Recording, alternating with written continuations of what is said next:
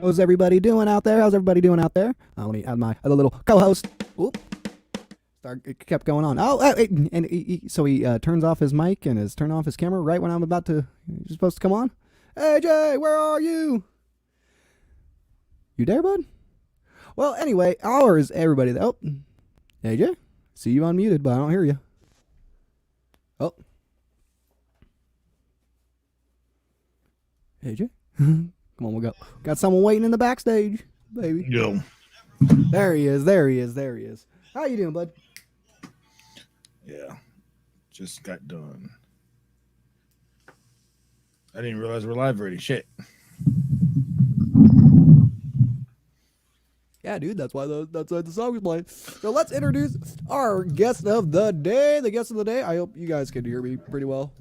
I noticed that there's a little cut in and out of the music, but let's add our guest of the day, our man, the one, the only, Guitar Hack. Sorry, my camera's off. What is going on? Well, all of our cameras off. Shit. What up? Garguts, Alex, how are you guys? Hey. Doing good, doing good. Glad you were able to make it, and we're so thankful for you to have come on. Oh, no worries, man. No worries. Pleasure. I'm well rested, man. I'll tell you that much.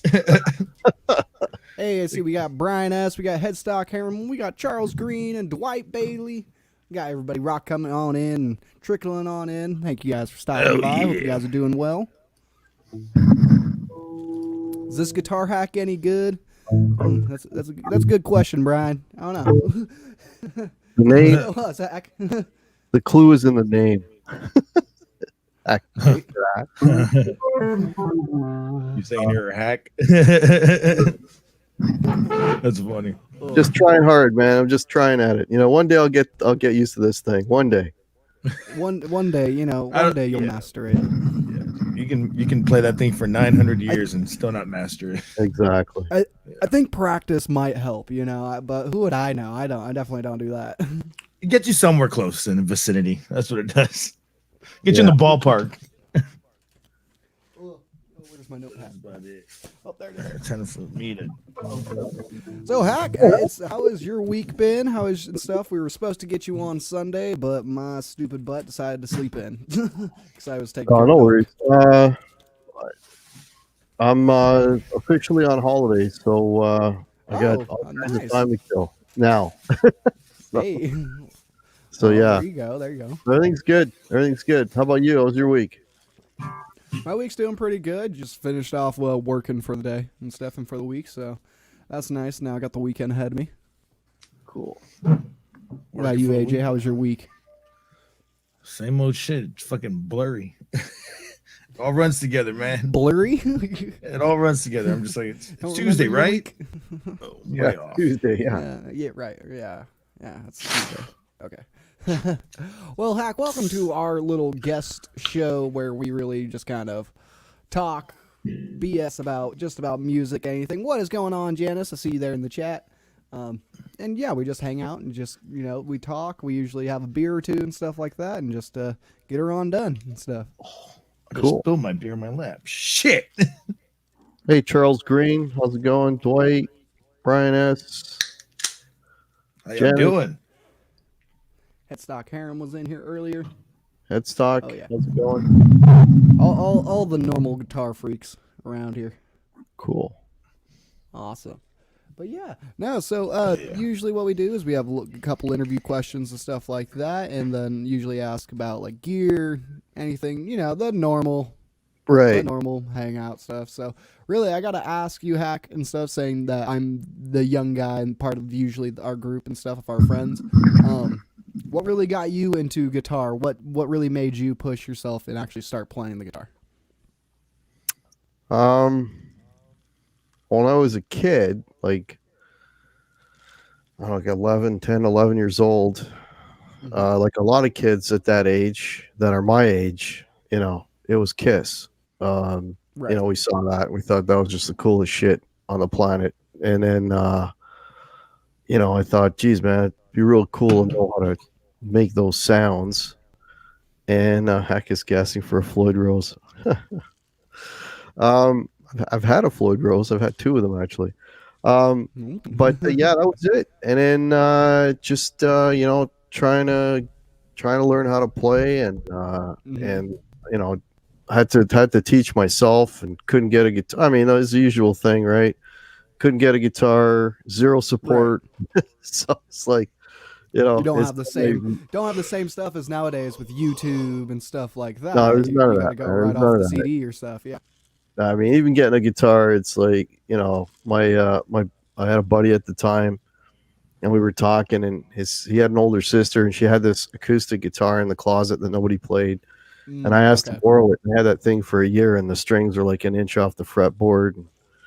Oh And wow. I couldn't, you know, I couldn't. I I mean, didn't that know was how to definitely play my any first songs. acoustic too, though. Couldn't play any songs, and then it's like, okay, I learned a bar chord, and I just started writing a bunch of songs just so I had something to play, and then then I started listening to a lot of punk, right? Sex Pistols Mhm. to this day, absolutely yeah. love, and Nice. Johnny Rotten. that's the stuff that you can play, just a bunch of bar chords. So Yeah, you know, it's real simple, but it's fun, energetic, upbeat. oh, So it it's gets you awesome. moving.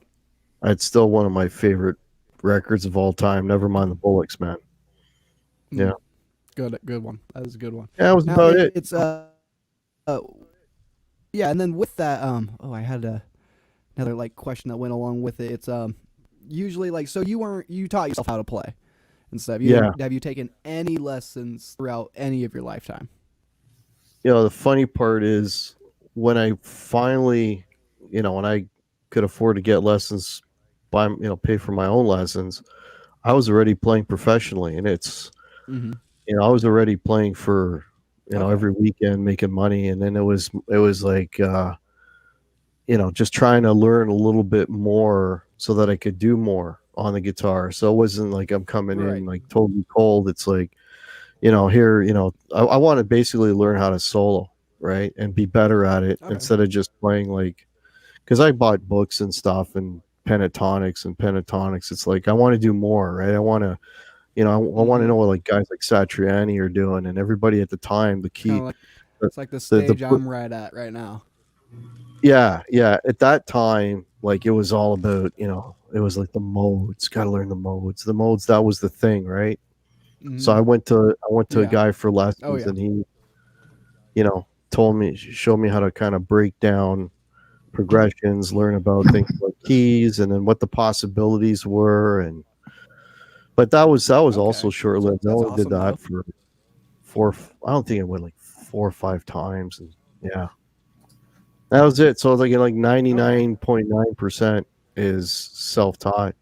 And what really helped Oh, but is, that's awesome though. really helped is in my early 20s, I started teaching kids Mm-hmm. how to play, and then I really had to like, Okay. okay, yeah. So because when you teach something, you learn Yeah. way more than the student, because you had to, you know what I mean? You learn best is by teaching others. So I taught guitar lessons for Right. like a year and a half or something to young Well, it's kids. also And at like that just time, it's like, it's the art of teaching, I guess, is also just like another great way to practice, I guess. The art, yeah, just the art of teaching, being able to teach others, being able to explain something on the fretboard or with your hands picking and stuff. That I can yeah, see, that goes a long way. yeah. That was kind of cool. It was all kids, like, Mm-hmm. they wanted like a lot of, at that time it was like Nirvana. I'm going back to like the 90s, and it's like, I want to learn how to play Yeah. all the Nirvana songs. I'm like, all right, let's detune. Right. Oh So yeah. there was a lot of that, and then some kids just wanted to learn how to solo and stuff, and then I was like, Okay. whatever I was learning, and that's the best way to study. It's like, okay, I just learned this, now I'm going to teach this kid, and then it just reinforces what I just learned how to do, right? So it worked out well. It all. Now, when you were teaching kids and stuff like that, do you kind of like sit down and ask them like what they want to play? Like, kind of just teach them very basic stuff. Well, it all depends on what they're coming in with, right? So like, there was one kid who was, Right. I'll never forget this kid. He had like amazing dexterity, like, like he could, but everything he was playing was kind of like, for lack of a better term, it's gibberish. It didn't really wasn't musical. So I was Okay. trying to like show them stuff and kind of like, like I would do something like, okay, here's 4 notes that work over this. Play a little melody, and for the life of him, he just did not have a musical bone in his body. And he just could not make even a simple little. And I'm like trying to show him target notes, and you want to hit these, and yeah, it's kind of like that. That's the kid that I had for the longest time too. He kept coming back, and it just I wasn't. Well, that's good though. Yeah. Yeah, I wasn't going anywhere. You're trying though. Yeah, he kept coming Can't back. do the teaching life anymore. Pardon me? Can't do the teaching life anymore. I don't know if I'd want to go back. Like I do it full time now, teaching something completely different than guitar. So it's like, I'm kind of don't really want to do that as I don't mind. Like I've helped actually teach the YouTube thing. There have been a couple of subscribers that I've had that I've done lessons with on, like through this, kind of showing them stuff. And like, I don't mind doing that, the odd time, whatever. I had one guy who was like once a week for, I think we lasted about, and then he just hung it up. It wasn't my fault. It's like, I'm too old to learn. Sometimes they do. So, yeah, but to do it as a regular thing, I don't know. Yeah. Teaches a little bit like just one of those things. It's just like you just get it. The tour life, I guess it's your. I know that you were. You're cutting out, Alex. Am I lagging a little bit? A little bit, yeah. Oh, I'm cutting out. That's a good one.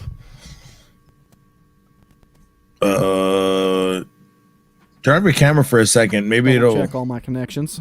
It'll catch up. Yeah, there you go. All right, just a little choppy. Maybe it'll work. There you go. Might have to do a quick refresh myself. Yeah.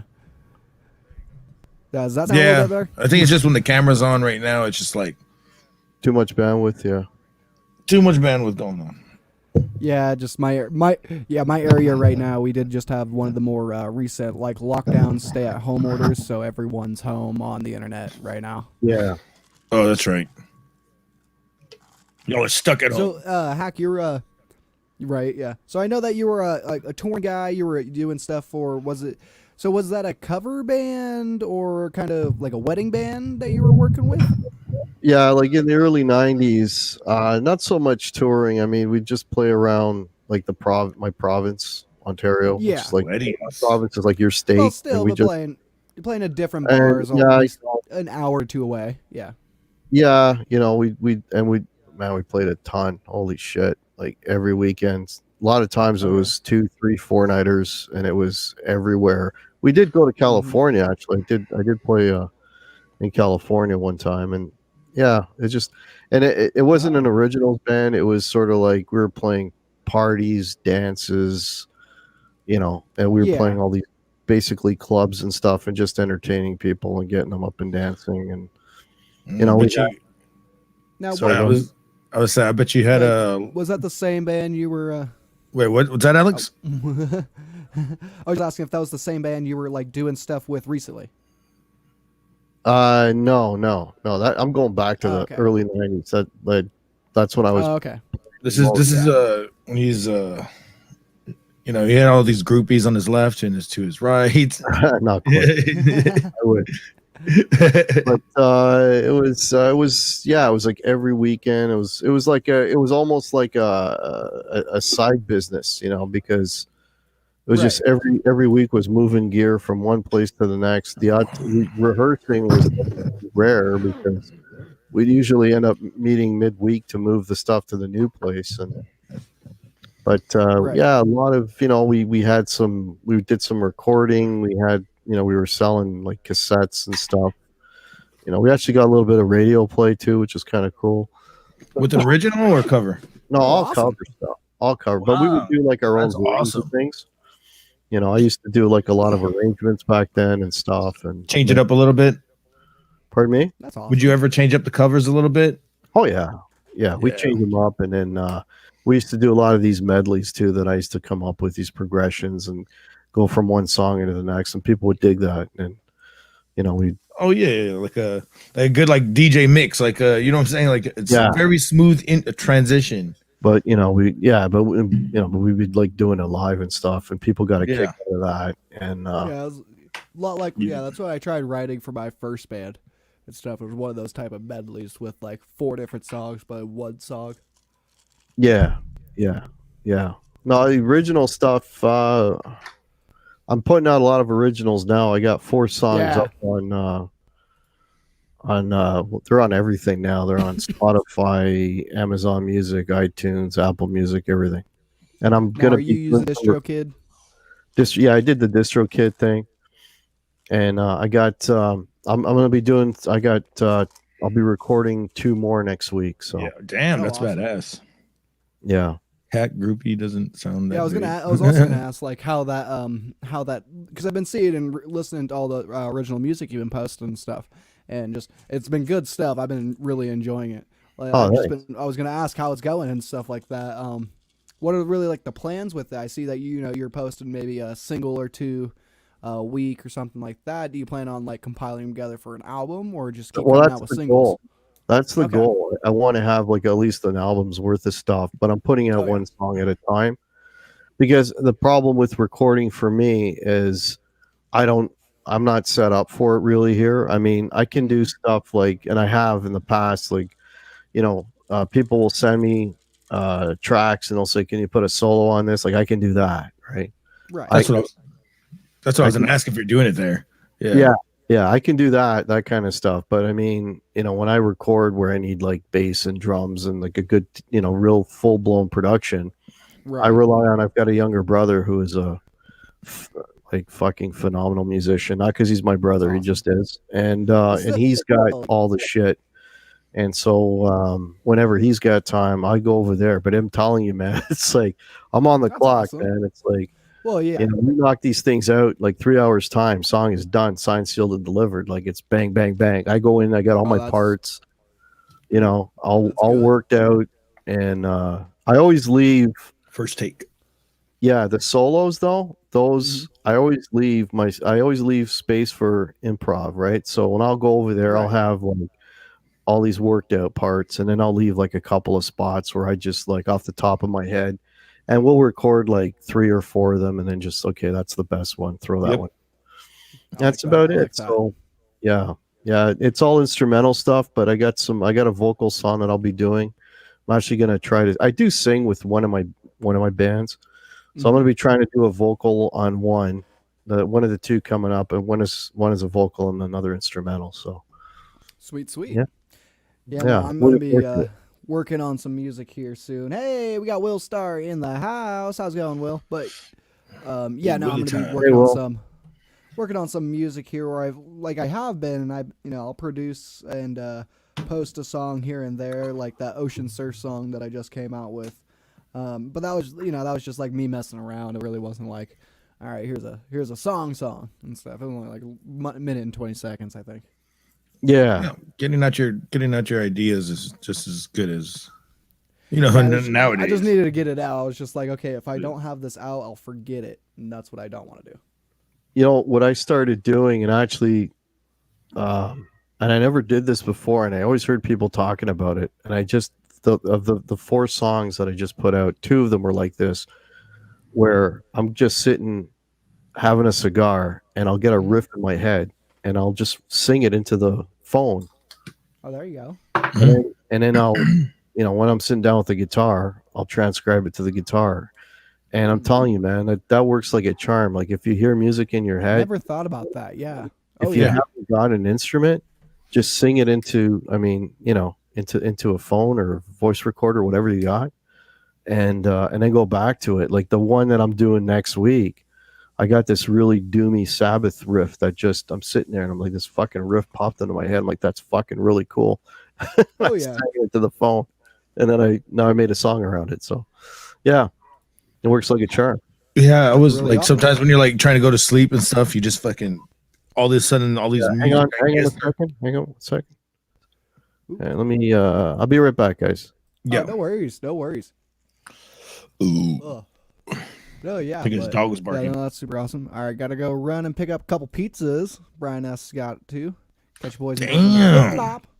On the flip flop. Damn, On my pizza. flip flop. It's exactly what I just ate. Pizza. Now I probably have to take lunch yesterday. probably gonna have to take a pizza shit in a bit. Oh my god. Pizza shit. Man. Of course, we already got AJ having to use the restroom and stuff. All right. that. And Always you fucking know what we always either do? I'm either taking a piss. I'm either taking a piss or Alex is getting nice. Yeah, I don't have to do that. It's all my All stuff right, is, back. down here. And Think I'm he's back. apologize. The hack is back. Hack is back. Jesus, forgot what I was saying.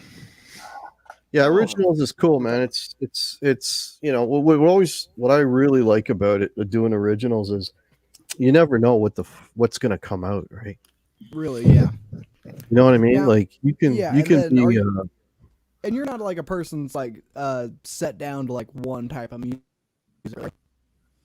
no, because I get Yeah. bored easily, right? So Right, yeah, same. That's what I mean. You guys all know me as like a metal guy, but then my Ocean Surf song, it's like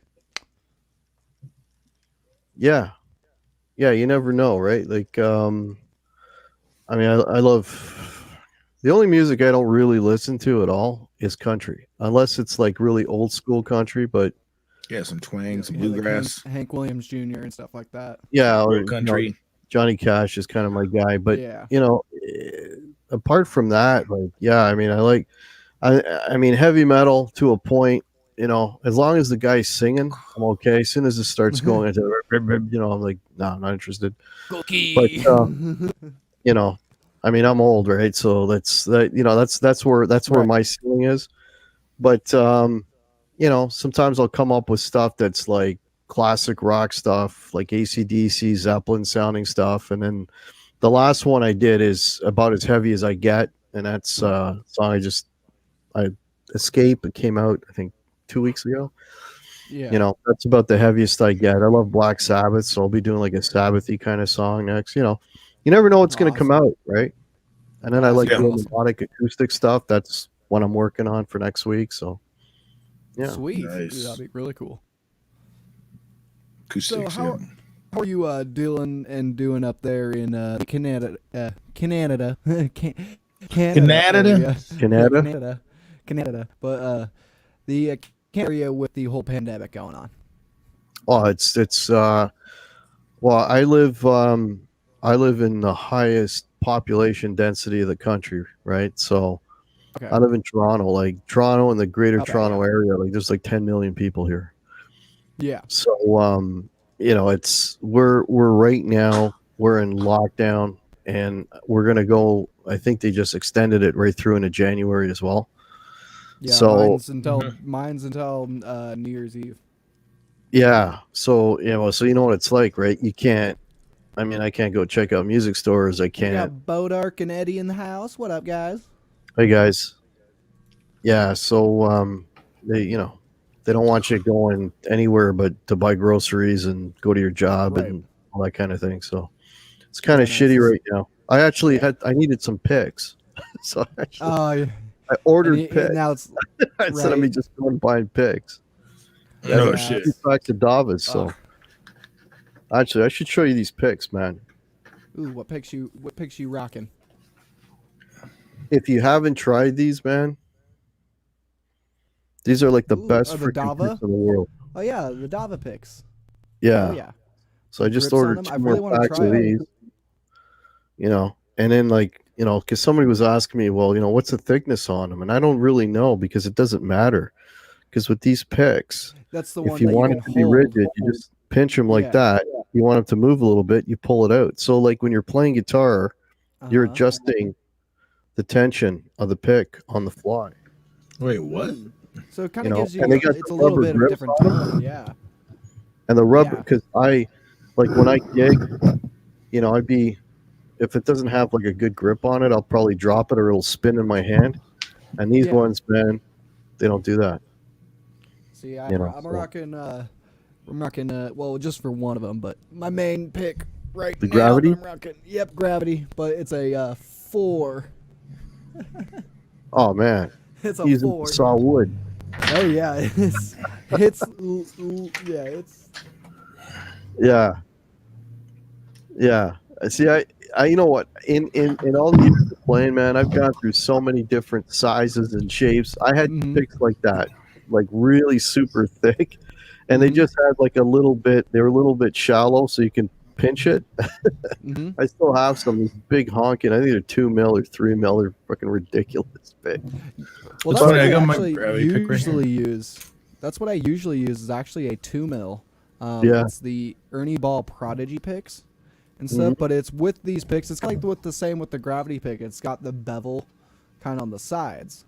Yeah, Stuff right so on the it bites the corners. string. So yeah, it's got one of those. It's just it hits the strings really good. I'm really surprised how well like this. That's 4 funny you pick said that. does. I have it right Hey, here.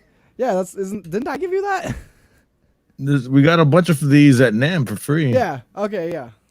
With That's the right. and my Gravity pick. Oh yeah. man, Nam Pigs! I got a coffee cup here full of Nam Pigs when I was Oh, yeah. there. Too Well, bad yeah, I didn't see my Dunlops. I was really looking for the Dunlops, but I usually Oh, get no? these. But I always get the super pointy ones. Yeah, never- it's I got never see those anymore. pointy is important, man. Like it's got to Yeah. have a nice point on it because I'll miss. Well, the Dunlops have like a super extra. They have these one picks that I haven't seen in like years, like at least 10 years, and they're like oversized, like super point down. I know what haven't you're seen talking that. about. Yeah. I do have a pick like that, but it's not like a pick I I- use. It's a, Before these ones, I was like addicted to the Jim Dunlop, the threes, the jazz picks. Like that. It is like that. It is like that. But Oh, it's wow, I've never seen that sharp a point. That's cool. Yeah, they This is have the- those. Yeah, this is Jeff Loomis's pick and stuff. I caught it at a concert once. And I used to like playing with those, and then they just I don't know what the fuck happened to them. Dunlop just gave up on I like Guitar them, Center. but like I feel like they shred down to a non. Well, yeah, that's the whole point. It would shred down, but it would stick. You'd have longer attack, I guess, or something. I'll like tell you this, AJ. Jeff gets his from Tortex. So Jeff Loomis. So just let you know. Let me go find those. Yeah, I mean, I brought a whole bunch of them home, but I keep going back to the Davis. Like I brought the Gravity picks. I played them. I liked it for about a minute, and it's like, I went back to Davis. I just keep going back to Davis. I mean, everybody's I'm gonna have got to their try thing. Davis and stuff. Those kind of remind me of the old. 54. Welcome to the show. Never heard of you Hey, man. before. Welcome to the show. Yo. Got some familiar names in here. Cool. Oh yeah, most everyone I know pretty well. That one pick you just picked up kind of reminds me of the old Planet Waves pick for some reason. I think it's just the design that it had the rubber tip around it. Oh yeah. The only downside with these is you can't do a pick scrape, right? Because you got the rubber. Oh, it's rubber, yeah. So you can't do a pick scrape. But I mean, just for straight playing, it's fine. But we do. But I how do do you the really Van pick Halen scrape? song, That's and I the true can't do that. That's really well. Just get a quarter. Yeah. Yeah, quarter. Yeah. Well, Oh, what's his name? David Gilmour would play. I think he plays with quarters, right? It's so weird. What's the? It's Brian May plays with like Brian this, May. Brian May plays with quarters. Yeah, it's not. It's not a. It's like a British. I don't know. Or, okay. A pence or sixpence or whatever the hell they call it. And he built that guitar. I did not know that. Yeah, he built it. Yeah, Wow, that's out of a fireplace. new fact you hear every day. Out of a fireplace. I'm serious. Jesus Him and his Christ. dad built I that out gotta of- listen to that story again. How he did it, but What? he just kept adding to it. I heard something Oh, I about a got tons of fireplace. useless I'm information. confused. I'm confused. I heard just something about a fireplace. Oh, Brian May and a fireplace. Brian May, his guitar, the red one, the one that started off with Queen, and I mean he's Yeah. got more of them now, but I don't think there are any more fireplace made ones. But the original one was him and his dad built it out of their fireplace. Oh. Yeah. And he's got that crazy, and he's got his own tone, man. He's the one that taught himself too, right? Self-taught as well. Probably most of those guys are they learn off of records, like even like myself too. I mean, we learned off of records, I still remember, man, like trying to learn how to play the riff to Black Dog and slowing down the turntable. You know, everybody Yeah. did that back in the day. Because By we the didn't way, even, thanks for helping me out on that one. you know, the cassettes and all that. Didn't even, this was even before we had like I had a good cassette player. I'm like, you know, moving the needle and stuff. And, yeah. Move the needle. Yeah. Oh, we got trouble in the house. We Oh, got trouble in the Quentin house. James, Quentin, Quentin fucking James. what the? Love Quentin. Steve Carmichael. And it blew up. God damn it. So, Hack, why Yeah. Gibsons? Pardon me? Why Why? Gibbs? Yeah, why Gibsons is, everyone definitely has. Well, I don't have a single guitar that's the same brand, so I'm one of those guys that likes collecting a bunch of different ones. Right.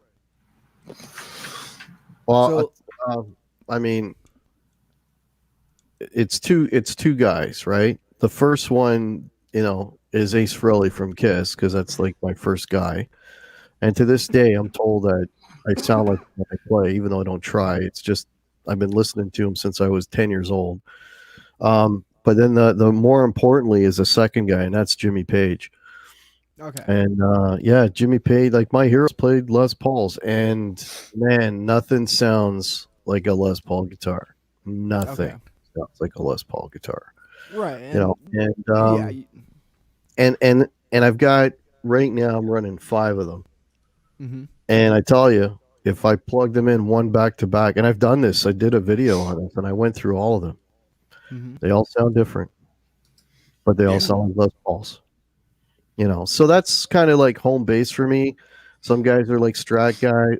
I have Right. like, I mean, I have other guitars. You know, there's an SG that I absolutely Yeah. love. Well, yeah. You know, I've got. Well, but I still consider that Gibson. Oh yeah, You it's know, a Gibson. Yeah, but the I mean, of Epiphone course, yeah. Gibson. I'll still But I keep got a those couple of in mind, Fenders. I got a Telecaster. I got a Strat. Oh yeah. I got an Ernie Ball. Like that last tune that I did was really heavy, and that was the Ernie Ball guitar on that, right? Because I got okay. like feels on that. It sounded So nice and beefy. What Ernie Ball guitar do you have? I gotta ask that. Which Ernie Ball? Mm-hmm. It's called the. I don't have it out. Oh, I don't have it out. It's called the Access Super Sport. Yeah. Okay. Yeah. Yep. So when I don't know if you know the history, but like when Eddie Van Halen started doing his own guitars, Mm-hmm. he was with Ernie Ball for a bit, Mm-hmm. and so the body shape of it is the same body shape basically that the PVs had, and kind of what his Wolfgangs are now, and Yes, yeah. it's Eddie Van Halen's guitar more or less, but Okay. it doesn't have a Floyd on it, but it has this Ernie Ball trem that is Okay. like, I mean, you can, I mean, go crazy on it. It never goes out on you. It's just a really, really good, well-built guitar. It's got a 5-position switch, so I can split coils, humbucker, Okay. all that, all the combinations. Really good, versatile guitar, man. Really nice. I'm just wondering because every time I go to NAMM, every one of the Ernie Ball guitars are completely locked up. So if you go to NAMM, you can't try an Ernie Ball guitar. Oh, it Then sounds like anytime Fender. well, no, you can go to Fender and actually try guitars. Like there's guitars you can actually try where Ernie Balls, every single one of their guitars are locked behind a look. Well, I'll tell you my experience when I was at NAMM. I mean, I was at Summer NAMM like a year ago, this past summer, and Mm-hmm.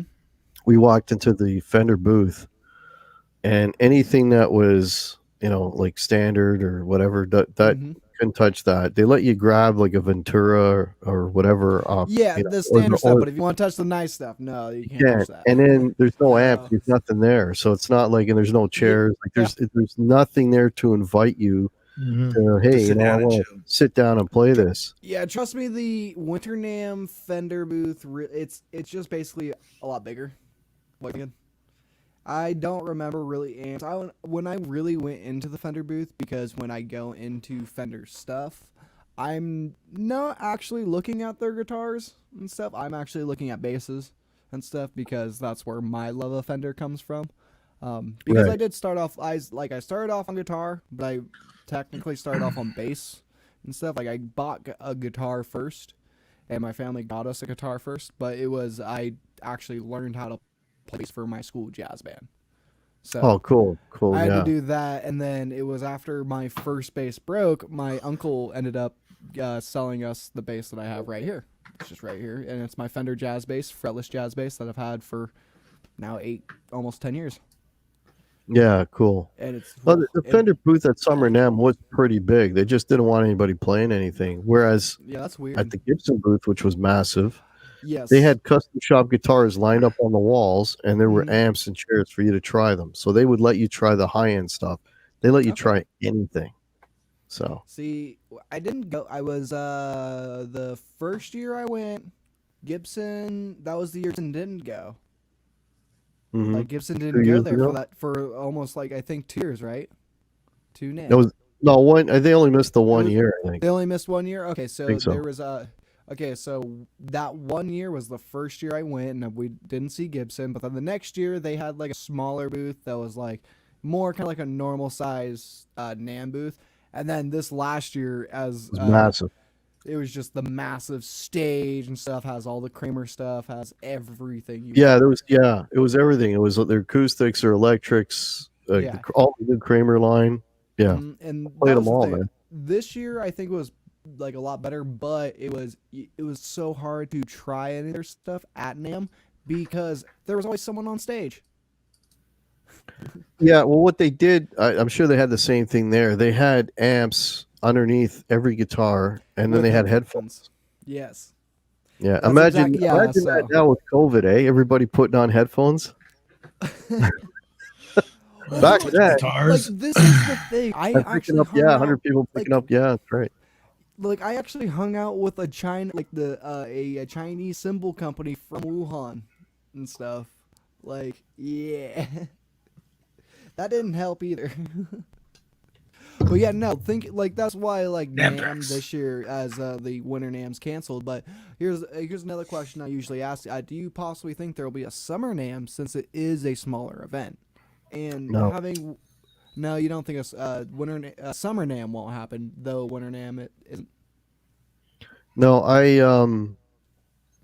I mean, this is sort of the same type of question related to because I get asked when do I think I'll be gigging again? Because I mean, I currently am in a band that gigs a lot, and gigged Right. a lot, and I mean, we lost over 20 shows this year because we were able to do it up until I think the last show we did was like the second week in March, something like that, and yeah, like as far as when we'll be gigging again, I'd be lucky if it was by the fall of next year. Oh yeah, no, I've So Summer NAMM's a bit earlier than that. I don't know if they'd want to risk that. I about don't- 50 shows That's working. true.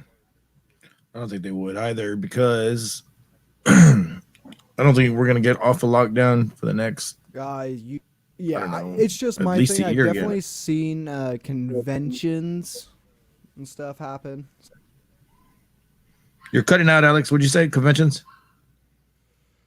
Well, yeah. All right. There you go. Choppy. Oh, I'm cutting out again. Yeah. Darn it. Mm-hmm. Here in California, there we go. Here we go. Here in California, I have noticed they've had smaller conventions, maybe not as like the large, smaller local Yeah. ones and stuff like that. That still bring in like the few thousand to 10,000 people, Wow. but not the 30 to 40,000 people or 100,000 people that NAMM brings in winter and stuff. Right. So there's conventions. Yeah, I know what you mean. So shit is So- very. And that's the other thing. It's also in Kentucky, you know. Hey, Zach Dong, how you doing? Zach. What up? Yeah, sorry for the cutout. I don't know what. Hey, happened there. Fruitcake Maybe- Tony's in here, man. Oh, yeah, Fruitcake Fruitcake Tony. Tony. Sorry, bud. Fruitcake Tony. Yes. That guy's awesome. So yeah, but really, I would be very weary even about fall coming back. But that also depends on maybe what type of shows you're also doing too. Well, bar gigs basically is what we do. Yeah, bar gigs I can see coming back. We started doing bar gigs again here and stuff, and you can do socially distanced ones and stuff if they Well, have they an tried- outdoor they- patio. they tried to do one with us here. We got offered one in what has it been now? Like probably 3 weeks ago. Okay.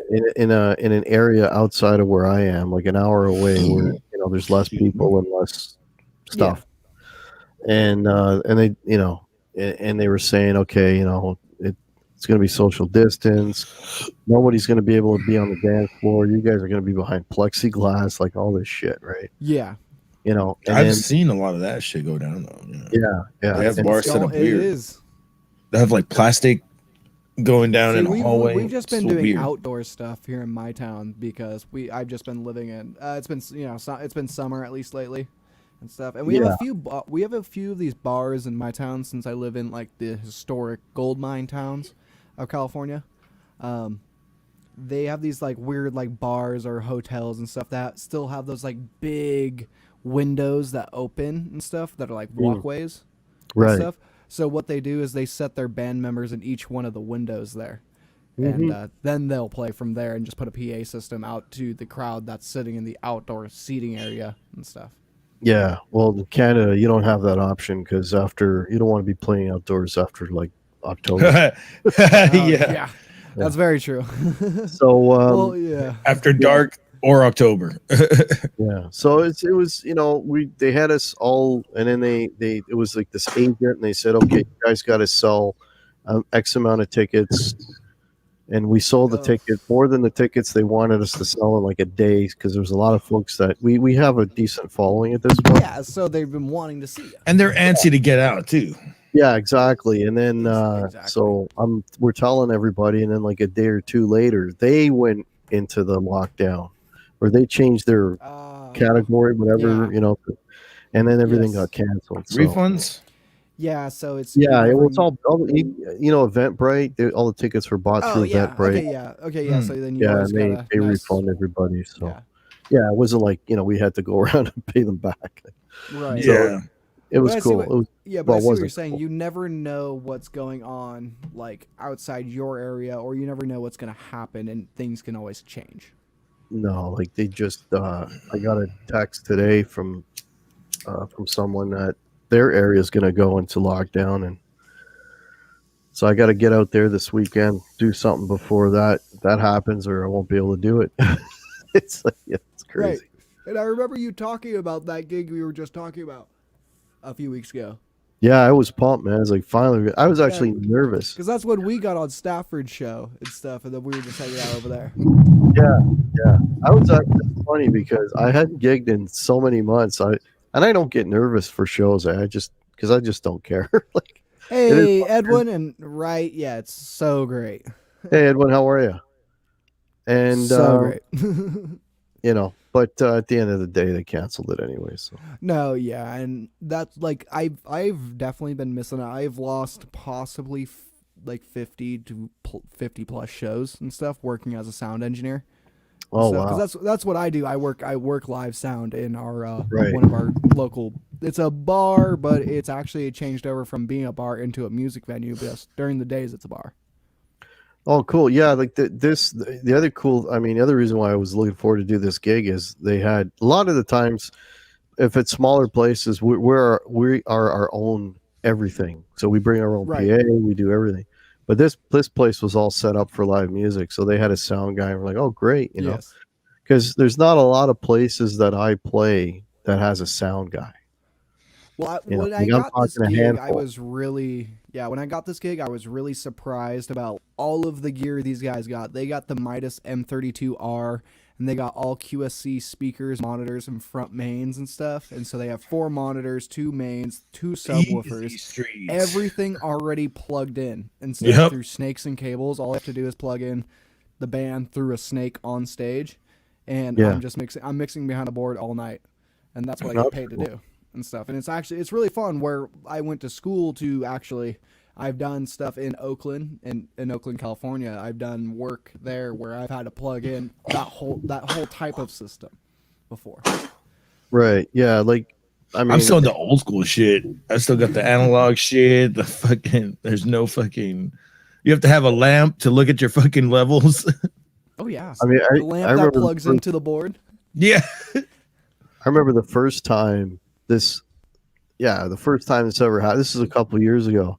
We were doing like a street festival, and and of course they had the stage set up in the PA. They had, we just had to bring an amp and a guitar kind of thing.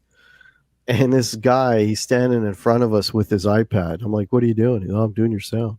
It's like, what? Yep. That was No, freaky. that's That- what that I can was- do yeah. too. Yeah, I have on my own iPad, I have the application for our board, and then we actually Yeah. have an iPad that sits in our board, like in our rack space and stuff. That's just for our monitor, just for our mixer. and Well, stuff. for an old So guy like it's- me, man, like that freaked me out because a lot of it's places, weird, but trust. it's old I'm a school. dude. Yeah, well, I'm a dude that doesn't like using it. Like, I don't like using the iPad and stuff. Like, we've had problems with our guy that does use the iPad and stuff. I'm not gonna So- lie. Once that battery dies, you're fucked. Well, yeah, but The iPad falls, you're fucked.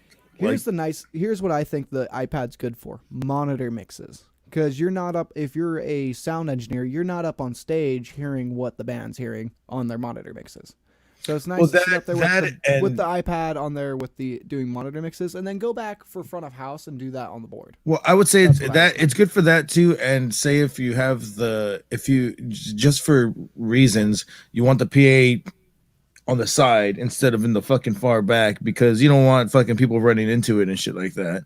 You don't want to fucking throw down the fucking gaff tape. So I saw this My guy. PA is on this. My PA is literally in the back like corner. I have to walk over to hear the sweet spot.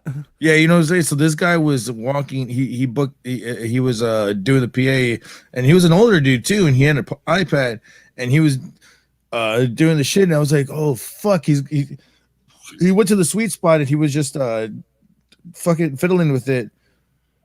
And I was tripping out on it because I had never seen anything like that too. So for me to be a younger cat, I'm just like, dude, technology's fucked.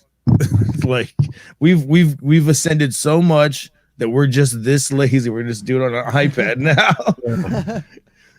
That's true. That's true. You're not wrong there. And yeah, that's what I mean. Like I got lucky going to college, and then like everything I got taught on was old school, more analog stuff, and then not tape stuff. We were like right outside the area of tape. She used to teach everyone how to splice tape and do everything like that. Oh, But cool. ever since they got their one mixing board right before we got our new Trident mixing board, like we were just using that, and then the Trident board went out after 15-20 years, and we finally got a new Trident board and stuff, which is one of the most amazing, I have to say, recording consoles and stuff that's out there. And me and Garguts did an amazing live stream, I think, on his stream on his channel back in NAMM. Like, I have to say that's one of the greatest rep dudes at NAMM and stuff was Trident that year. Oh, cool. So Yeah, it I'm was not. super nice. Yeah. I that whole PA thing, that like I know nothing about that stuff. And when we have a PA, like nothing fancy, just like a 4-channel, 5-channel. no, I think we got 12. Yeah. Okay. Gonna It's a need at least 12 channel 12 probably board. for- I don't even know the make of it, to be honest with you. But like the drummer and not the drummer, the bass player and the other guy, the other guitar guy who sings, they do all that stuff. I just go out in the middle of the crowd and we run through a couple of songs, and I'll just tell them, okay, turn this guy up, turn that guy down, let's hear more kick, whatever. Right. And that's it. And our PA speakers, literally, they just sit on stands. Yeah, that's That's perfect. the extent of it, right? Because that's Yeah. more than enough power for. And my amp, really my is. amp is my guitar monitor because it's behind me and it's got a mic SM57 off to the side of it. That's it. Well, it's when it comes to like those type of things of being a live sound engineer of me, and the lovely thing about like who I had for a teacher, she had done live sound for 35 plus years, and she's done live sound for Billy Corgan himself and Smashing Pumpkins back in the 90s. Right. So she had to deal with the bullshit of the bullshit of live sound. Right. Stuff. Right. So she went through, and she would tell us all of these stories and stuff, and then she would really teach us really well of live sound, and she specifically also told us how to do sound on a analog mixer and a digital mixer, because she knew what was coming up and everything's coming up now. You got the Behringer 32, the Midas N 32R, and stuff. You got all those PreSonus digital mixers. Right. So you're starting to get into those things where mostly I run as an analog mixer. Like I'm running an analog mixer right now for the stream. And then Yeah. Well, that's what I would do too. Yeah. I'm using this cheap little Behringer for my stuff. That's what I'm using, a Behringer. Yeah. Yeah, 502. It's got only one XLR in it, and then. Oh, okay. Yeah, I know exactly which one you're talking about. Yeah, And the RCA ones on the side. It's got a USB out into the computer. That's There you go. everything is on this. No, all I have is a Mackie Pro FX 12 V3. That's the smart name, but literally it's just a 12 channel mixer where 5, 6, 7, 8, 9, 10, and 11, 12 are stereo, and 11 and 12 is an aux in. So Right. I can plug my phone into 11 and 12, but everything I only have 7 XLRs, and then it's just USB, and all I get is left and right. Yeah. Like I mean, That's when all I I need. do, It's perfect for streaming. and when I do my, I'll do videos the odd time where I'll just get a backing track and I'll play along with it. And all I'm doing is I got an amp head that's got an XLR out, and I just put that into the mixer, and I get a level, and if you can hear the guitar, and then I record into Audacity, which is like the stupidest, simplest, easiest thing for me to use. Well, it's the most. It's free too. It's the free interface. It's the free. And then audio, I just DAW. I'll do a little bit of mix of levels, and as long as everything's in there and it sounds cool, and done. Okay. Yeah. I'm gonna have to check that out, Edwin. But no, I got this fucking shitty ass Behringer analog. Not even a USB. I have to do it through a USB interface though. It's weird. You have this really weird setup, AJ, that I keep telling you. You need to get a USB mixer just straight up, and your life will be so much better. I'm good now. I got StreamYards or Streamlabs working now. You got everything working now, so it's not too bad. But I'm just saying, when everything it would have been so much simpler if you just had a USB. But so I have to ask for both of you guys, honestly, because I'm a younger guy, and honestly, I've only played one live. Well, I played 2 live shows ever, and stuff. So I'm just like, how do I get out there more with live shows and stuff like that? And then how is it if you guys have ever here you were saying, Hack, you have been to California, you at least do go an hour or 2 out of your province and stuff like that to go to a show. And then I know that AJ's toured before. So it's one of those things. How is that feeling of touring / going to some other place that maybe you're not as familiar with, or you don't have as big of a fan base? How is it? How do you maybe get into it? Do you with Guitar Hack, I know that maybe you can bring people since it's not too far, but with AJ, it's with touring. Maybe you're going to completely a different state, or when you did go to California and stuff. How was it trying to get band and if you did have fans? Well, when I did, the California thing, I mean, we had somebody come up, was in Toronto where I'm from, saw the band, and said, we want you guys to play in California. Later, Clive. So, that Brian's back. With that, it was kind of like they had tickets sold already. It was a full house. They were playing us on the radio. Okay. And we played to that night. That was 700-800 people. Sweet. And so it was a built-in audience. So that was easy, right? Mm-hmm. When we go around, we usually, there's usually anywhere from 15 to maybe 20 people that will kind of follow us around. Mm-hmm. But when we go someplace for the first time, again, keep in mind I'm playing bars. There might be a few familiar faces, but other people that are there, the regulars or whatever. I mean, that's how you build your audience. You'll go in there, and you just try to do the best show you can, and then you let them know that, hey, I'm on Facebook, I'm on this, I'm on that, and then if they dig the band and they say, oh well, you're playing, oh that's only half an hour away from me, I'll go see them in 2 weeks or whatever. That's how we got those 15-20 people, because they just like the material that we do, and they just follow us from place to place. So No, and I totally get that because I've done that with one of my favorite local bands and stuff that I like. I had a guitar by them for a while and stuff like that. So totally yeah. So Oh I yeah. like that. And then AJ, For I me, the know that biggest. with your oh, keep going, hack, on hack. No, I was just gonna say, like for me, the biggest thing, and I know it's probably the same thing for you, Gargets, is like if I have a good sound on stage, if my guitar sounds good and I can hear everybody and I like the way the guitar sounds, I will play really well. Hmm. If the Okay. guitar sounds like shit, or I'm not hearing it, or it just the whatever I'm hearing on the stage sounds like shit, I'm gonna play like shit.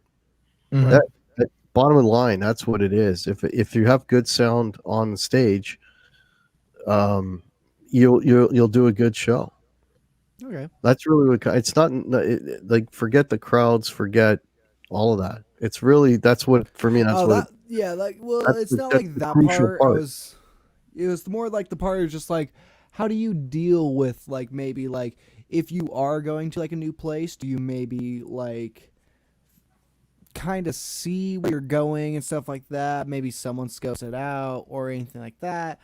If they're going to the area, and then Well, it's like, well, what'll happen? And I don't do this, but the other guys in the band do. It's like we'll be mhm, playing a new place, and they'll go on their website and they'll say, "Oh man, you should check out this new. It's the check out the stage, check out the layout, check out this or that." okay, yeah, kind of, yeah. That's what I mean, like kind of stuff like that. Maybe it's not you, but like your band or something like that. Like, And then they'll tell me about, oh wow, like this place that we were supposed to play. It's like, oh man, you got to mhm, check out this place. They have they had name bands. They're like big I name like that. band, Yeah, that's awesome. and they're like, oh, you should check out this venue. It's great. This I honestly 9 times out of 10, I don't want to know until I walk in the door. Okay, I don't want to know. I'm just He'll gonna, never tell me the odds. I just want to look at it as another gig, right? Yeah. right. So that's so I might be the oddball there, but I just want to make sure I sound good, and then the rest of it, roll the dice, right? Well, Yeah. it's like the reason why I asked this question and stuff is because of I haven't played a live show in 4 years, You haven't played a live show in and 4 years? Wow. not like that. It was like if I was gonna, and then well, yeah, actually, no, I have not. I haven't. Jeez. I've I been. think it's been like two. I've been working behind the mixer for the past 4 years, actually. Like that's what I did. Like it was because here's the other thing is I was used to like classical music, school music. I was used to school band concerts. Like I was already used to seeing my parents' friends and School like all my bands? parents. Yeah, and like stuff like that. And then Like also, band. well, Like we had that's bam. Like band, band, I band, band, played, band, I played band. bassoon, dude. I played bassoon. Like Yeah. I Bassoon. played bassoon, saxophone, and marching tenor drums. Like, yeah, I'm all over the place with music, but no, it's like when it comes to like my own music and trying to progress stuff like that, I've noticed that like a lot of people talk about like their live music, their when they go touring and stuff, and that was like one of the biggest things I've been trying to do and stuff with moving back to where I live now and stuff, and then basically it was like I was really like everything was ramping up and then COVID hit and stuff and then Yeah. we've all been stuck at home and stuff. But I was at this point of myself where I was like I was just hitting that and I'm not the one that really got to experience live shows. I don't really got to experience going on a tour or anything like that. So the Yeah. ones that I do have are from my very first band, really. And so from back in high school, my senior year, that's the only band that I ever played live shows with. And we played one actual live public show, and then the second show it was a private show. Really, actually, it was we were just a band for if you heard of Sound Girls, the sound engineer, the live sound engineer of Pearl Jam, goes on and goes around the U.S. and stuff and puts on this sound camp for girls and stuff and puts on a live sound camp, teach them live sound, teach them how the mixer works, to teach Right. PAs and stuff like that. And she goes around, and my band just was one of the bands that they used to teach the girls and stuff. Oh, okay. That's dope. Cool. So it was one of those things that was the last show I played was that show. So it was I played for 10 girls that were like maybe 10 to 15. But before that, it was like it was the last show before that. I brought in 30 people of our own band, and we were the only band that actually brought in people. Everything else, as soon as our band ended and stuff, everyone left. I felt so bad and stuff like that because even my own band left. Like my own band were like, nope, we're out, we're home. Like because we were all 17, we had school the next day. It was on like a Tuesday night and stuff like that, and the show started at 9 and stuff, like a normal show, and didn't end until 12 to 1. Quentin's back with some McNuggets. Oh, he's got some McNuggets. And Send him over. So here's the thing: Brian S has got pizza.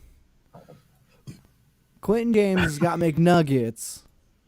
Are we having a potluck over here or what? I mean, I just had some fucking wings. Pizza, too. Oh, man. Cool. Burger. Potluck. Chinese pizza tacos. Yeah, I would say for me that playing at a new venue, new place, new anything, you just got to roll with the punches. And sometimes the set will be late, so you gotta fucking, I don't know, man, it's weird, dude. Like I'm the kind of guy that has to set up my shit and have it just like there ready to go, fucking waiting for the next person to get the fuck off. Me too. And then he sticks around talking and fucking signing autographs. I'm like, bro, you're not that big, dude. Get the fuck off the goddamn stage, dude. Because this is what I do. Once I'm done, and bow out. I fucking throw all my shit in the fucking bag. I hand my guitar to somebody, and and I'm ready with my amp. Like everything's already unplugged. It's just one fucking thing. I don't got to do anything. I'm already on the way out. And it's stage etiquette that a lot of people don't have. But once that part runs smooth. I do understand that as being a live sound guy, trying to set up for the next band, and I'm trying to wait for the first band to get the fuck off. Yeah. And then once that runs smooth, mainly drummers. If that runs smooth, that means that I have time to set up and tune and talk to the sound guy about how I want my sound. I'd be like, look, I need this in my monitor, I need him in my monitor, and I don't need any vocals. I can it's just like I just need the drums, I just need the snare, the kick, and my guitar on his monitor and the guitar on this monitor on me. Because my shit, I run 2 Marshall cabs with 2 JSX, but I have them facing outwards, so they're not going into the crowd. So I'm facing that way, so my drummer can't hear them at all, too. So it won't fucking like deafen him. So he has a monitor on there, so everything's like controlled. Like, because I noticed that every time I would fucking have him like faced out, they'd be like, "Turn your shit down." And I'm just like, well, you realize if I turn my shit down, like, it just forget it. I was like, if I turn my shit down, I can't hear it. So I was like, and you're not gonna turn it up. So I started turning my cabs away from everything. And that means that they would have to turn me up in the monitor because they couldn't hear it. Yeah, and I was like, yeah, that makes sense. So then once that runs smooth, as a live sound dude, I'm so confused. Which way are you putting your goddamn guitar amp? Like outwards. Like I face my guitar, my stage left guitar, my stage right guitar. I face them outwards. So the speakers are going towards the walls. And not towards the band. It's a little weird. I gotta say that's a little weird. It's a little weird. It depends on which way But I know how if it's at a live show. Here's the other thing. I know how loud your band is going. So if it's a show with no monitors, I don't do that. I do it the other way. I do it the opposite way. But if it's a show with monitors, like 10 monitors, I'm good, dude. I want the fucking amps away from the fucking crowd. Hey, what? Quentin, what? Yeah. Trust me, I've noticed a lot of bands that I would tour with, they would do that. And I would ask them why, and they said just have more control over your fucking your stage monitor. And then that's when they all started switching over to AmplifiFX. So then they were just like, fuck it, just one cab, just AmplifiFX now. True. So now they have to do it through the stage monitor. But that was the old trick. Hack. No, I was just gonna say I don't bring that kind of firepower to a bar gig. I'll bring like a 212 knob in the head. Yeah. Or I'll bring a 40-watt combo. The thing is that I have a drummer that plays very loud. He hits very loud. Well, speaking of drummers, my drummer always insists on hearing me, which means that my whether it's the 212 or the thing, I have to put it like behind him, which makes it harder for me to hear up here. See, I used to do the same thing. Right behind him, and then you would hear the drums more than the guitar. I already know what the difference is and what it is. It's AJ's over here playing some really heavy, well, it's like metal, death metal. You're playing progressive death metal and either tech metal or something like that, where Hawk's in the classic rock. I'm doing classic rock and top 40. So so there's the difference right there and stuff like that. Where I've already noticed the difference between that when I'm going between different guitar tones and stuff. When I'm sitting there playing my normal guitar tone on my stream and stuff, it's a very I literally have my bass at 80. Well, 80 because I see that, but it's literally what is it? Like 4 o'clock, really? Like 4 o'clock, 3 o'clock. My treble's at 2 o'clock, and my mid is at like 10 and stuff. So it's got that mid scoop, but that's because I'm playing a lot of this new, not the new metal, but the newer metal that's been coming out from the 2010s. So, but like I was saying that if all that shit goes well, and I have a great sound, then I have it's more appealing to like the crowd that has never heard me before. So I mean, I played in front of crowds where they're just like, they don't know anything about my band, and then in the middle of it, you'll just hear them you can hear that we're winning the crowd over. Make your drummers use 7/8 sticks. You know what? What are those fucking rock band sticks? I don't know if anybody else will understand that. Yeah, I don't know if anybody else will understand that. Yeah. No, that's how sticks are measured and kind of like that, and they're also measured in other things. I don't know. When I play drums, because that was the other thing. When my very first band and stuff, I played guitar in for the first half, and then I had to play drums for the second half. So the first show, I played guitar, and I was the front man. Like the person up front. That's what, if you go into my cover photos, if you scroll back, you'll see a band photo of me on stage. That's my photo of me being a frontman on guitar stuff with that red guitar. But the second show I did, I was actually the drummer. And stuff. Interesting. Because I've been playing drums in school and for marching band and stuff since sophomore year. And so that would have been 3 years, and then that senior year I was playing a 5-piece tenor set and stuff. So that's almost if you put a 5-piece drum set, but I got to use my foot now. But basically I would play a lot of basic rock beats. I just knew how to do that and stuff, and I started learning how to do basic metal beats, really, how to put the snare drum on 3 instead of 2 and 4. That was really it. Yeah. I have no idea what that means. It's about the beats. You put the snare on 3 instead of 2 and 4. 1, 2, 3, and 4. 1, 2, 3, and 4. 1, 2, 3, 4. 1, 2, 3, 4. Oh, one, yeah, two, yeah. That. There you go. But how at least for me, whether or not the sound is good, getting back to what I was saying about having a good sound or whatever, is if we go on a break, and usually it's other guitar players, right? As they're the only ones who'll notice, and they'll come up and they'll ask, "Hey man, can I see your board? Oh, what were you using for that? A young kid. Can I play your guitar?" No, that's never gonna happen. It'll be a kid, that's just starting out, and he's like, "I'm trying to get this tone, and how do you get this tone?" Or it'll be older guys, that are just guitar players. And a lot of time, the older guys are like, "Turn him up, man! I can't hear him. Turn him louder," because I can't hear the beats, right? Oh my God, you don't understand as a set. Oh well, you probably do just because you guys run your own sound. But no, the amount of times I'm sitting there being told by just some person at the bar, like, "Oh, I can't hear this person." Can't hear what, the guitar player? hear the solo. Just any person. It doesn't matter what it is. Or they'll tell me like, oh, the singer needs reverb, because they're telling me as just a sound engineer. They're telling me as like a general thing of everything. They'll be like, oh, the kick's not clear enough. We need to hear more of this stuff. And then I'm sitting there. If you see me when I'm doing sound check, or if I'm sitting there during a band and stuff, like the reason why my guy likes me and stuff, you'll watch me run from where my system is to the sweet spot, to where the corner of the bar is, to all the way back to where the front door is, and in between and stuff. I'm running in between all these 4 different places and stuff.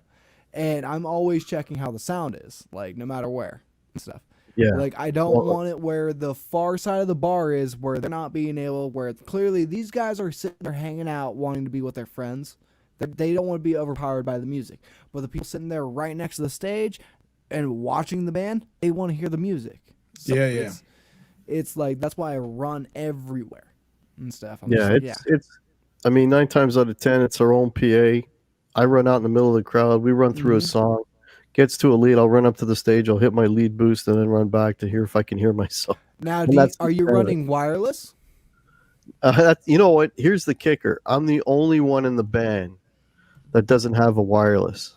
Don't get it, man. And you're the one running out. And I'm the guy that runs on the 20-foot fucking cord. Run that 100-foot cord. Fuck it. Yeah, to listen for the sound, right?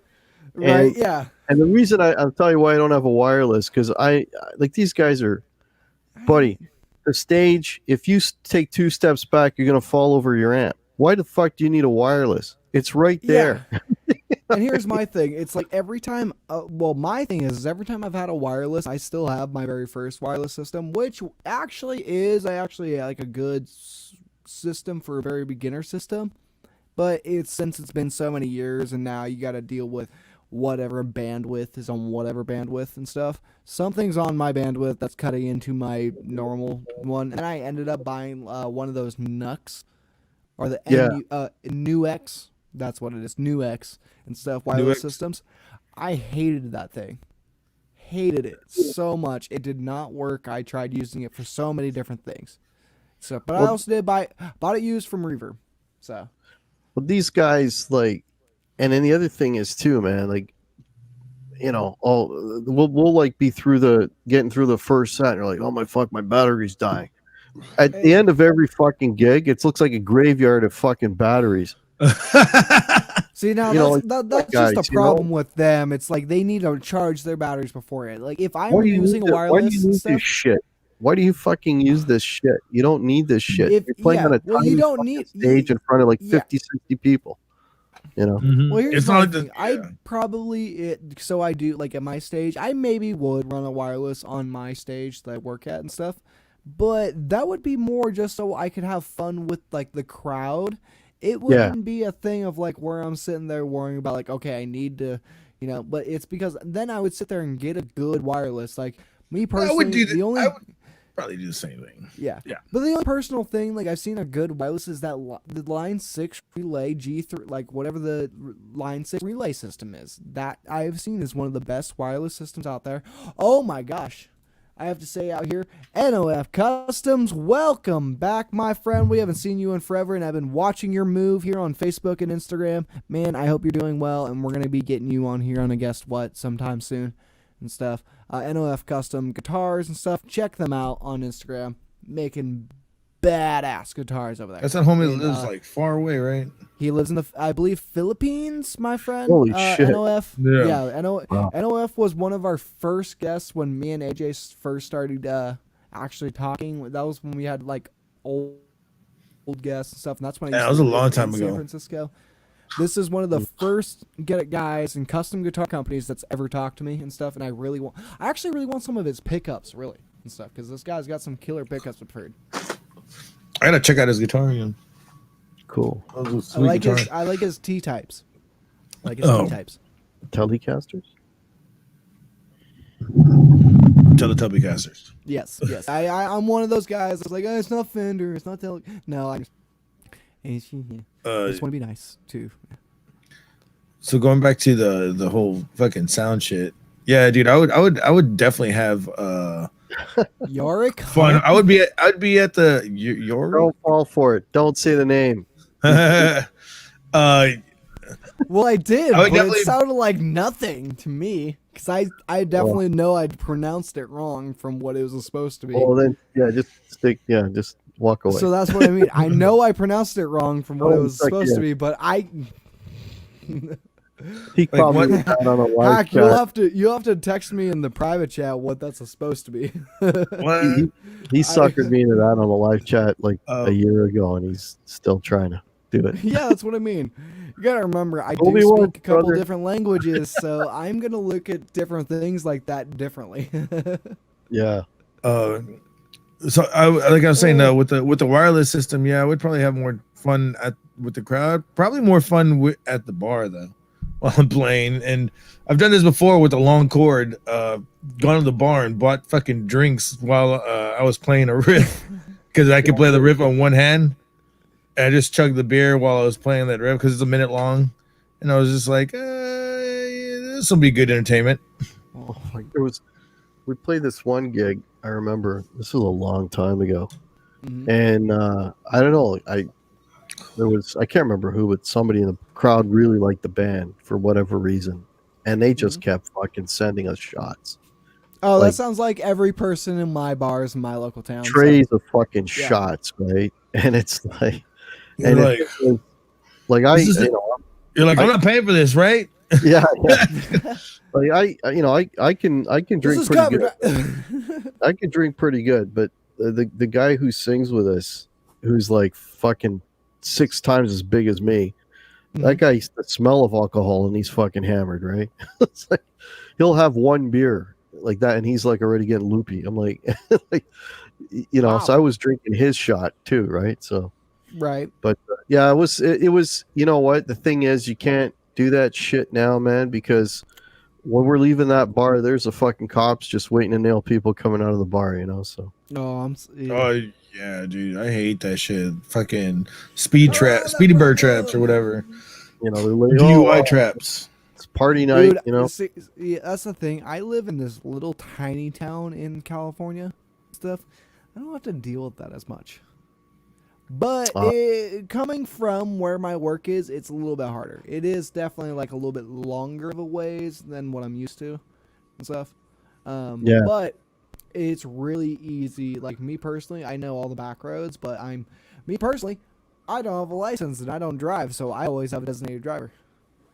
Yeah. No, it's So- happened to me twice. It's happened to me twice leaving a gig and getting pulled over due to the breathalyzer. It's happened to me twice. I've been Oh, lucky. man. And every time every time you've been good. Yeah, I've been lucky. Yeah. Wow, fuck yeah. One time I was at a party and I What's walked in the legal party and I was limit just in like, Canada. Hey, Well, what's the legal limit in Canada? is it 0.08 or something? Oh, okay. So it's okay. So that's the same here. Okay. oh, they Yeah. said legal Yeah, okay. to drink. Yeah. Well, I think that's what once I you was got more wondering. than that, Yeah, no, the it's alarm goes off. yeah. As soon as the breathalyzer is 0.8. Yep. Well, 0.08. Yeah. Like you said, like they do wait outside because one time I was went into this. We had just played a show and I walked around and I was like, yeah, this isn't the party for me. So I went back out to the car with a friend of mine, and then all of a sudden, all the cops just fucking just started lining up and waiting for people to leave. So I was like, fuck it, it's dark, they can't see us. We're in a dark little place. So I was like, let's just fucking drink until they leave. So we were drinking in the car until they left, and like an hour of them just watching them fucking pulling people over back. They were leaving around the corner, and I was like, dude, they're fucked up. But whatever, just drive on the sidewalk. I'll just push the car from the sidewalk, man. Fine. No. The That's keys how aren't you- in the ignition. It's So just in when neutral. When you know that you're in a car and you think you're a passenger and you need or a pedestrian and you need to drive on the sidewalk, that's how you know you're okay. Yeah. Jesus. No. Sorry, disclaimer, do not drink and drive. Do not do anything. Do not. Drink responsibly. Have to put that disclaimer in there. Sorry. Don't want to get screwed over. No. This isn't the 90s. It's very true. It's not. It's not even the Or early the 2000s. 80s, like that. Well, it's not even the early 2000s. That's the thing. It's not even the 2010s. That's the thing. Everything's gotten worse over the last 10 years only. So trust me. At least Jesus Christ. At least in my own town, and my town's not very big. It's maybe 10,000 people. So I'm fucking 1990 was almost 40 years ago. Fuck. 1990 was 20 years ago. Well, 30 in 1990, but you're talking about the 90s? 99, like 99, yeah. Well, 99 is 20 years ago. You're talking 20. Fuck. Yeah. Gotta remember, I'm 22. Yeah, I'm bad at. That's why. Yeah, that's that's why I bring up like these certain conversations about like touring and stuff like that. I'm a young guy that wants to go on tour. I'm the dude that wants to be in a van. Like I get like when everyone I still want talks to do about that this too, man. I know what you Well, mean, dude. yeah. But I everyone talks think about the Hack would crappy- love to do that right now. He wants to get out. He wants to get out of his fucking house and. I don't know about touring. I don't know if he wants to Yeah. sit there in a U-Haul van with 4 dudes not showering. Nah, but I don't think probably. that's what Hack wants to do. But if maybe they got a bus, maybe yeah. Well, you got a Yeah. tour bus. RV, That's a different story. yeah. It's like a fucking hotel on wheels right there. That's a whole different story. No, I'm Yeah. talking about literally living in a minivan or a tour van, like just a U-Haul little like caravan, like for 4 days, like 4 days to like 3 weeks. Back in the 90s when we were gigging all the time, it's like, I mean, shit. I'd come home on a Sunday night, 3 o'clock in the morning, played like Thursday, Friday to Saturday, Sunday, and still be able to get up at 6 the next day and go to work. Because when you're in your 20s, you're a fucking machine. I can't do that shit now, man. Not even close. It's no, that's my thing. Is like I wake like literally this morning I woke up at 7 a.m. Like Yeah. Yeah, So do I quad didn't do quadra I sleep. didn't do anything last night. I actually went to bed early last night. There you go. Went to bed early, maybe woke up for like an hour or two, and then went back to bed. Woke up at like 7:30. So the other thing, I mean, talking about getting older is like with playing guitar, just playing guitar, like your hand like gets real tired real fast. Well, that's what I You don't have ask the about like chops like you used towards to. you and stuff, because I have a thing in my my family has arthritis and carpal tunnel and stuff that's passed down through my mom and stuff, and I'm already feeling it and stuff through like I'm already having problems with my hands and my arms and stuff where I'm having to put off like a week or two of guitar playing. And stuff. Yeah. So Well, my mom just did carpal tunnel surgery last week. So, yeah, man. yeah. Where that's what I'm worried about and stuff, because technically I've never been taught how to play guitar. I've never been taught how to play bass, like in the exact right way. I don't think that matters. You know what? The classical guys have this thing about the thumb. The thumb has always got to be below the top. But if you're playing rock, it's a Below different. the top. side. You mean like on the side or on the on like the back? Underneath. On the back, yeah, on the back Okay, of on the the back. foot, Okay. Oh yeah, right. yeah. But if you're playing rock, I mean, Jimi Hendrix played with his fucking thumb. You know what I mean? Like, Then how do you do hook it over the cowboy top. chords where you're holding your thumb over? Yeah, well, that's the thing, right?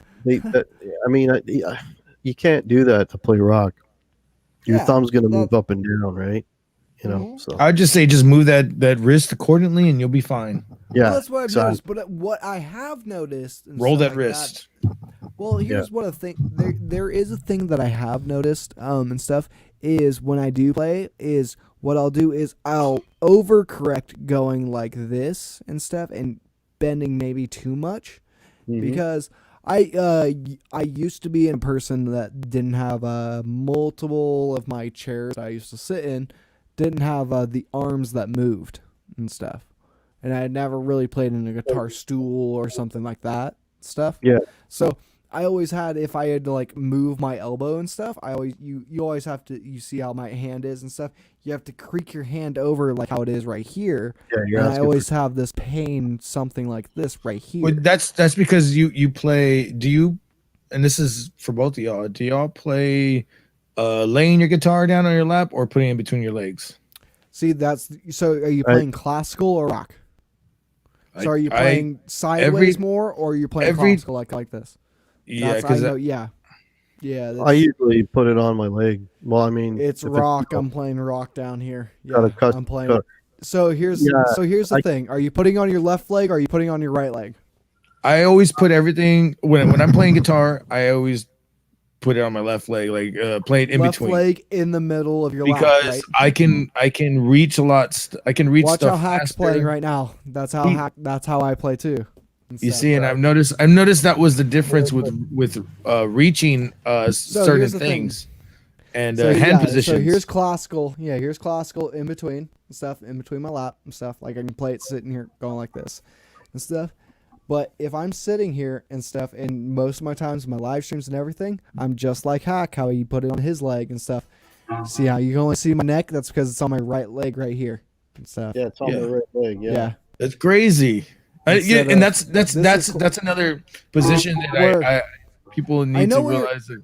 I know what you're talking about. And stuff sometimes when you switch positions like that, I mean, sometimes, dude, I'll be lazy and I'll put it on my leg like that and be like, hey, this is kind of cool. Well, but here's my other thing and stuff. Getting to a solo that shreds, it really has to. I have to adjust my whole body.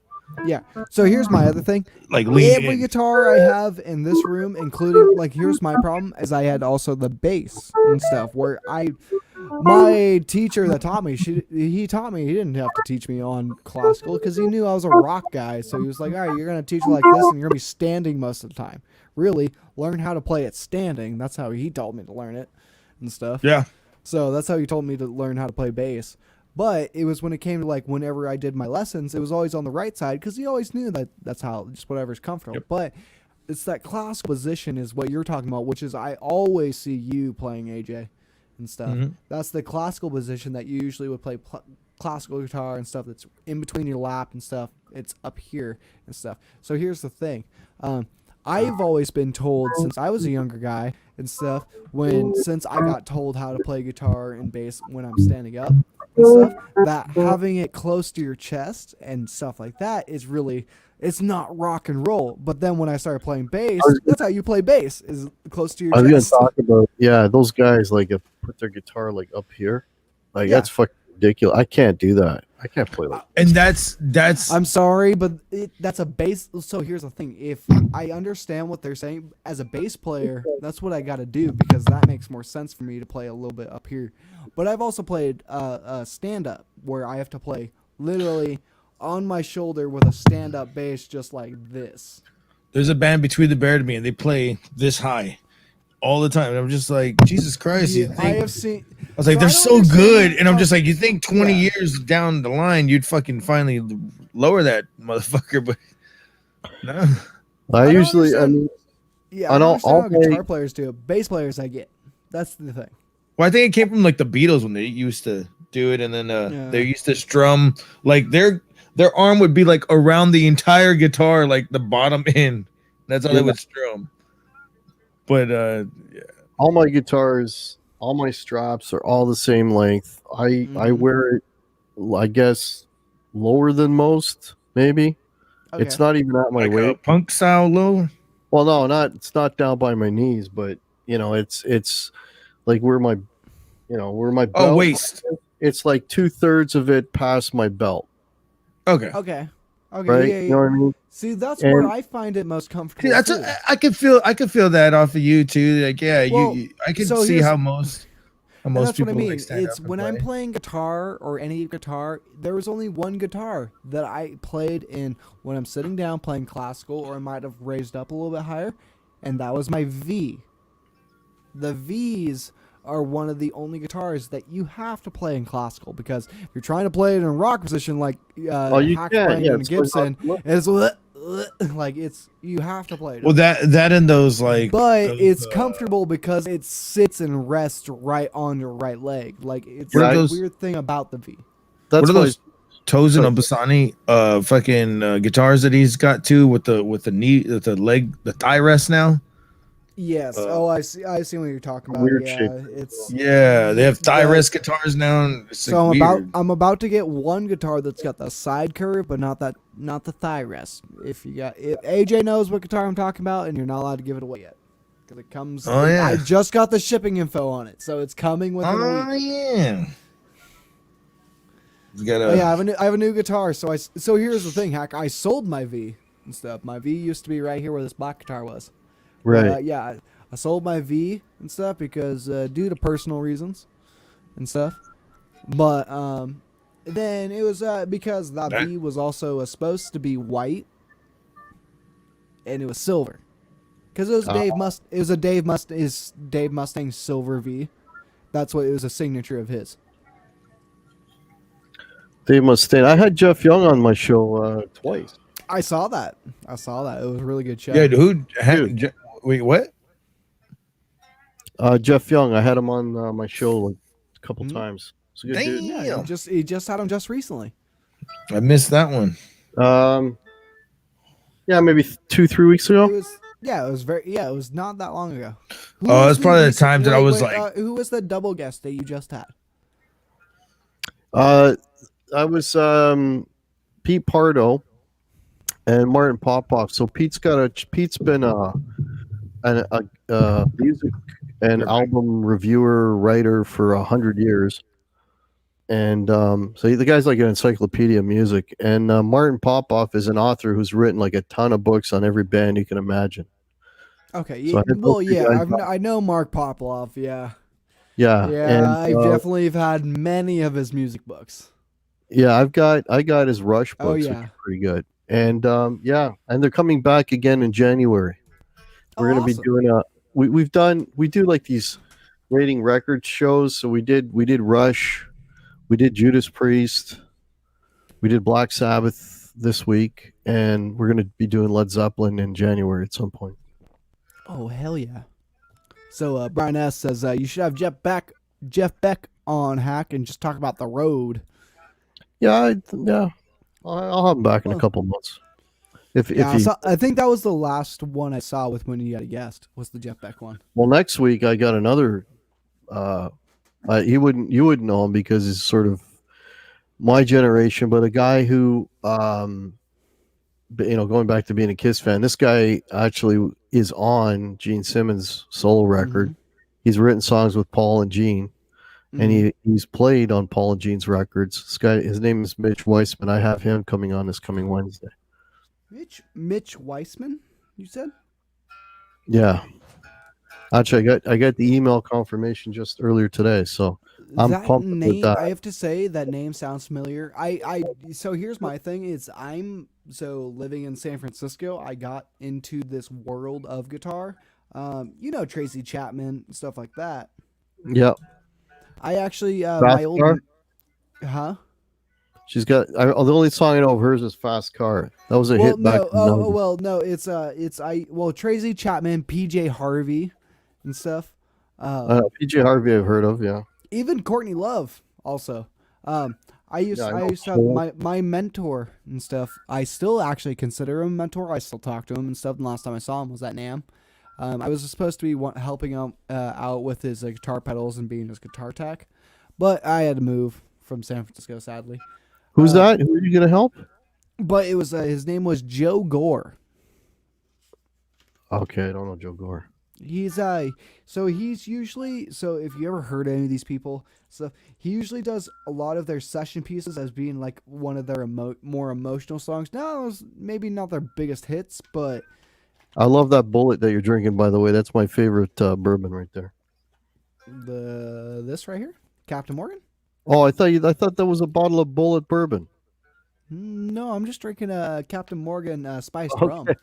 Because you held it up. And no. I saw an orange label, and it's like the. Oh yeah, this right here, like. Yeah, it almost looked like bourbon. I'm like, all right, it's drinking my bourbon. I shouldn't do bourbon because I do stupid stuff when I drink bourbon. But every time I usually drink, if I drink just bourbon, no problem. Or if I drink maybe like bourbon and whiskey or bourbon and rum only and stuff.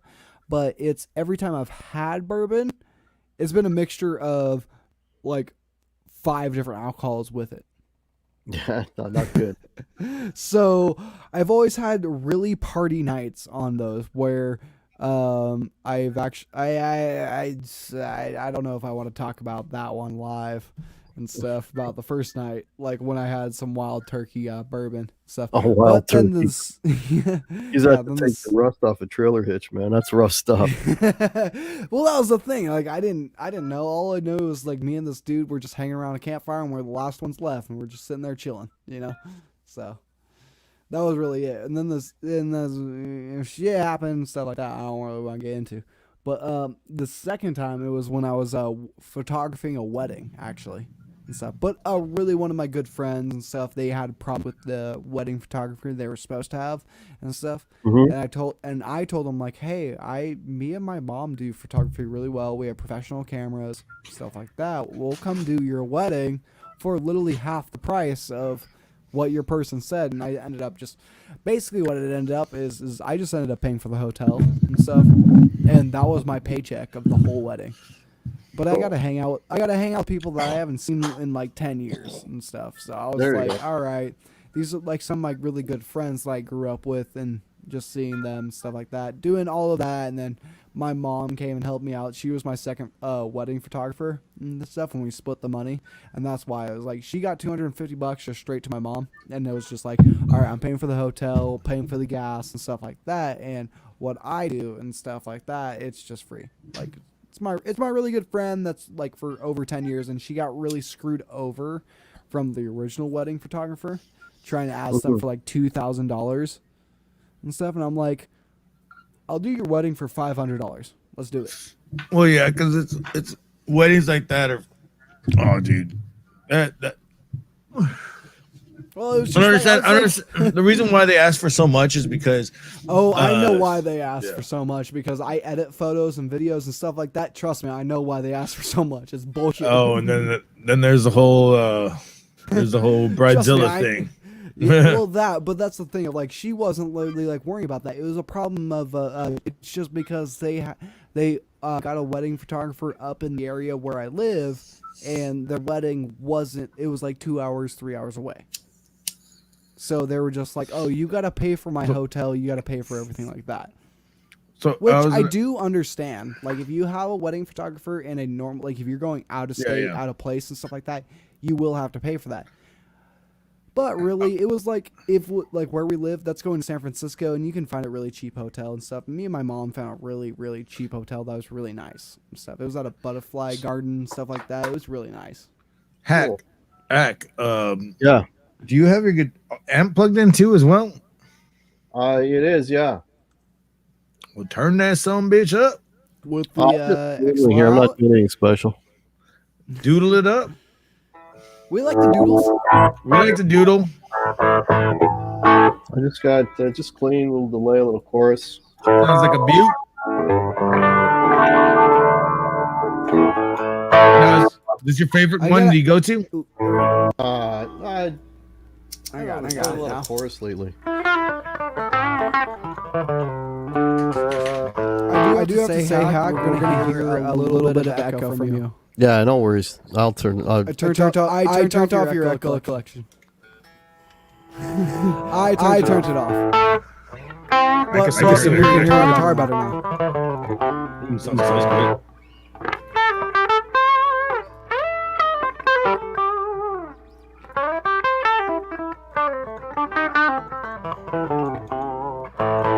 There you go. Bluesy. That was great. You're He plays bluesy shit, and then I play I'm- stuff, we call it hard rock. dude. I mean, I'm a bluesy guy too myself, dude. I fucking honestly, I wish there was like an open night blues that like guitar players could just like go up and get that second guitar or that third guitar and just switch off. That would be a dope ass night, because I bet you there'd be a lot more.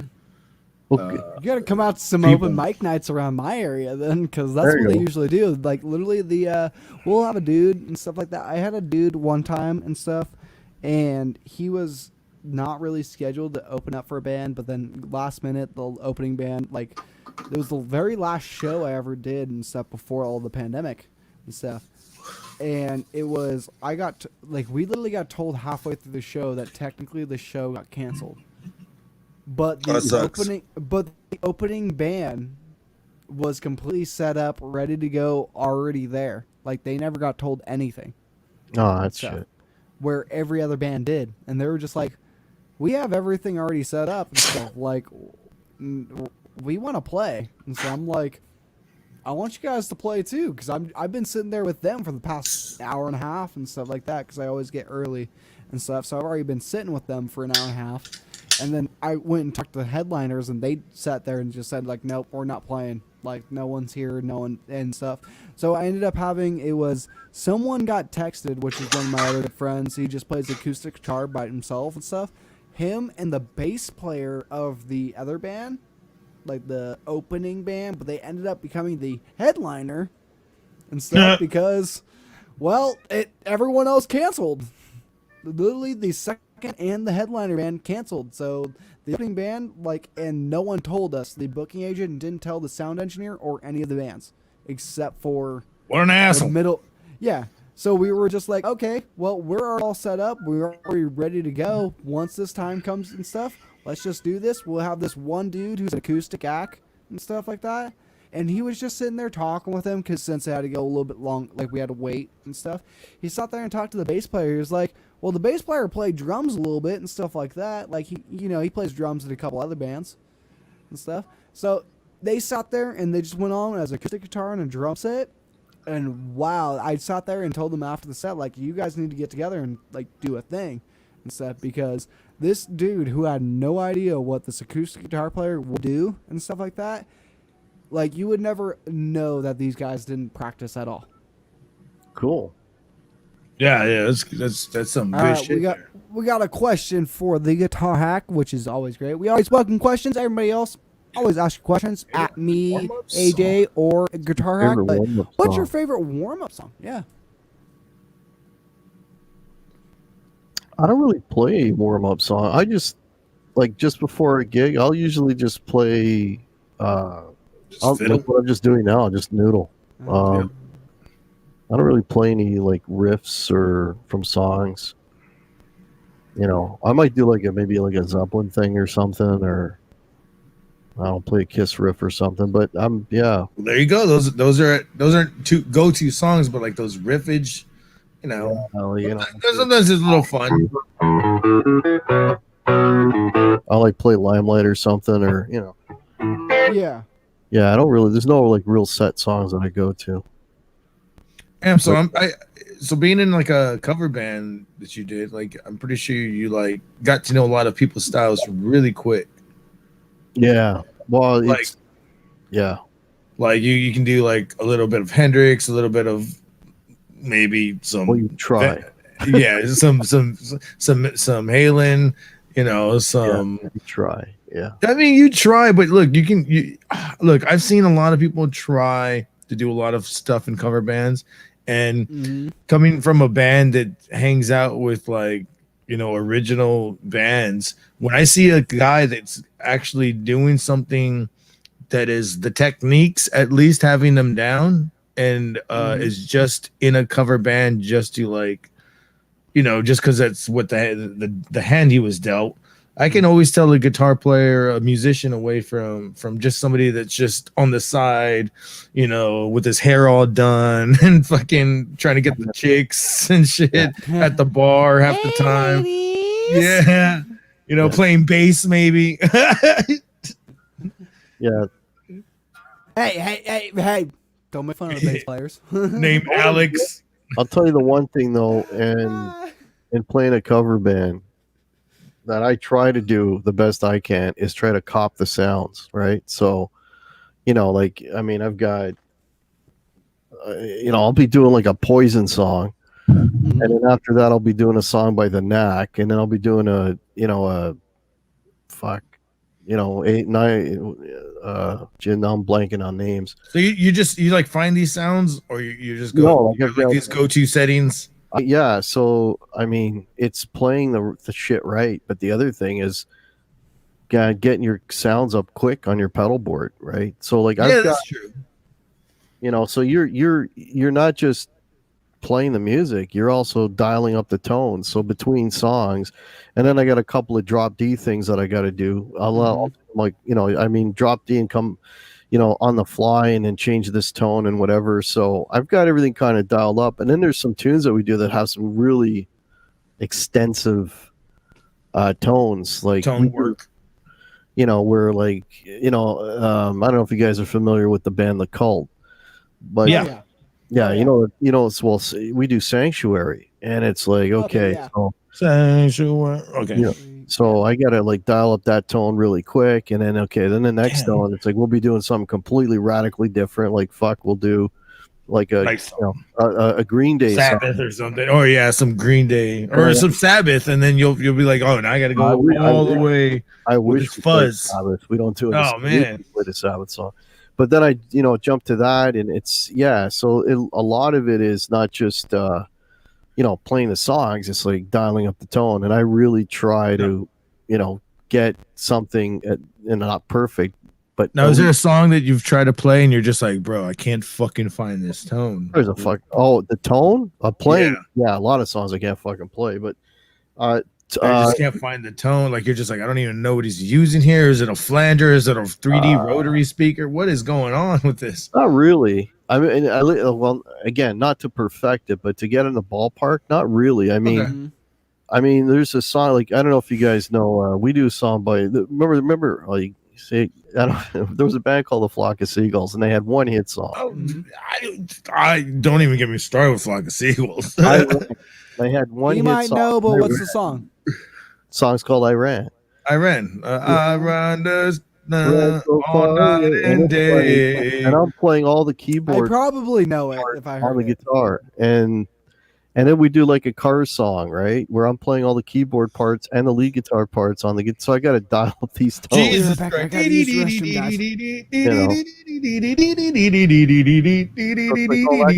Right? So it's, you know, so you got to try to make the guitar. And you have a looper? No.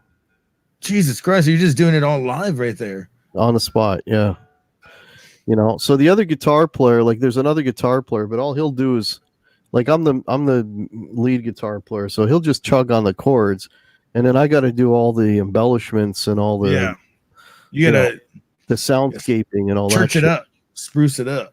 Yeah, exactly. So that's something that, you know, people don't doing. You know, you just got to learn those songs. Yeah, I got to learn those songs, and I got to learn how to fucking turn these fucking tones and make these happen. Because the other thing is too, and you're playing in a bar, you're not gonna have 5 minutes between songs to sit there and fucking, you know, to tweak. It's like bang. Well, that's why you're a cover band. You're getting that money right there, because you're just like, hey, I got this shit dialed down already, and and I got this set list. But what if like somebody like throws you a curveball and they're like, hey, let's just do like an encore. Let's throw a song in there or two. Let's throw it, like, because the only thing that I know for certain when you're playing live is nothing is for certain. You always want to change up something last second. Even on set, I've gotten change up sessions or sets on set. I was like, dude, we didn't fucking practice this song, but all right, let's go. Yeah, we've done that. Yeah, and it's just like you have to like figure out the dial in. Then you're just like, okay, let me get one more beer. While somebody's getting that beer, you're dialing it in. You're like, okay, now I'm ready. Let's do this. And then the other thing is too is I try to do the whole show with one guitar. I'll have a second guitar as a backup. So I'm trying to dial in. So, you know. So it's like detuning or e-tuning. Well, hey, it's better than any show I've done. I've always brought 4 guitars to my shows. No, well, because I don't have time to take a guitar off, put one on. So it's like I got to go from song to song. So it's like you got to. So you're, you know. I just did it for the fun of it. The only tuning that I do is like the detuning that I do is every once in a while we play an E flat number 1, and then I did drop D and just standard and stuff. Drop, I still I changed between 3 different guitars, and I did standard and drop D. Yeah. If you do, well, here's the thing. This is before I knew that you were supposed to like maybe change your guitars to different tunings and use them. I just like before that, I just thought you were using different guitars on stage, just like for the aesthetic of them. All the big shots do, yeah. Okay. I don't want to lug fucking 4 guitars to a show. I'll look like 2 guitars to the show. That's it. If I missed this question, Hack, what effect did you use on Iran? Okay, let me dial up the Iran quickly here. Okay.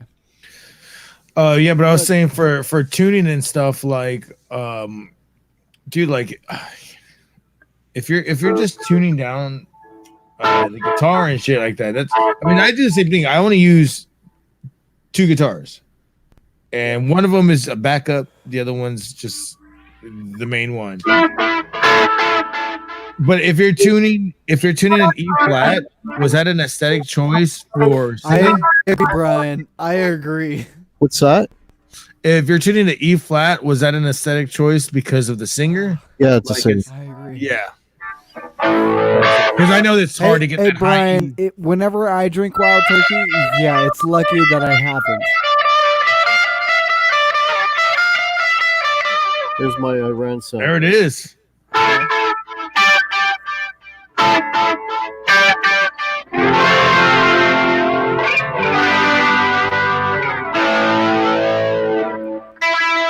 Here's for Brian Ness's question.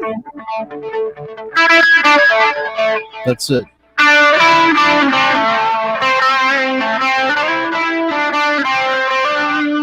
There's Iran. There's my sound. So that's Delay, reverb, and a little overdrive. Chorus. So I don't have a flanger or a phaser. I only have a chorus, and you can make a chorus into a phaser, okay. right? Oh, By easily, turning- The rates. Yeah. Yeah, well, what you do is you drop the rate and you crank up the depth, right? So for that sound, so between those 2 pedals, so it's the delay, but the delay's got to be on analog, and the hardest part about that is getting the timing right, where because bump, bump, bump, bump. And then doing the chords. Yeah, I was about to ask you, what is that timing on? Like 5 milliseconds? Like, what is that? that's It's a just strike. It's literally just one strike. That's cool. yeah, that's one hit. But then when you do your full chords, I don't hear it. Yeah, exactly. So that's what I was about to ask you that, but I was like, I'm You know probably why? nerding out Because too I don't much put it about in an that. effects loop. Everything is through the front. Everything is through the front. I don't use an effects loop. If I used an effects loop, then the delay You would hear would, it more clear. yeah, the delay would overpower me. That's why I don't use the effects loop. I use everything in the front. So yeah, that's delay, and the delay has to be. I've got a flashback. I got like a million delay types, digital, slapback, all this. The delay has to be on the digital to give you that precise, so it doesn't decay. And then a chorus and a little bit of dirt and reverb. Actually, I didn't even have the reverb on. Now the reverb's on. You know, and then you got A lot more buttery.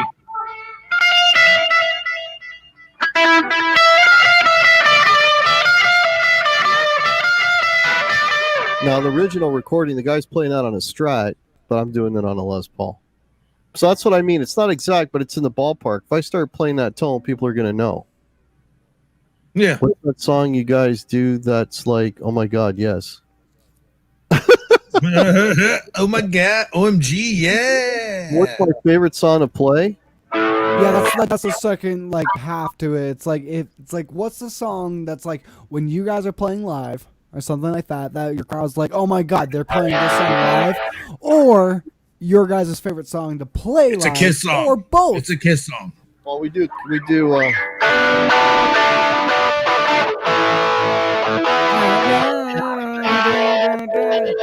I want to all day. I'm sorry. Rock I and don't roll. Want to rock and roll all night. It was and cutting out for party me a second all here. day. I don't know if you guys will know this one, but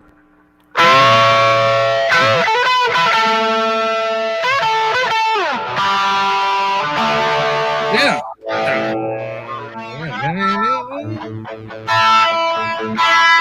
I feel like I know it. The last one.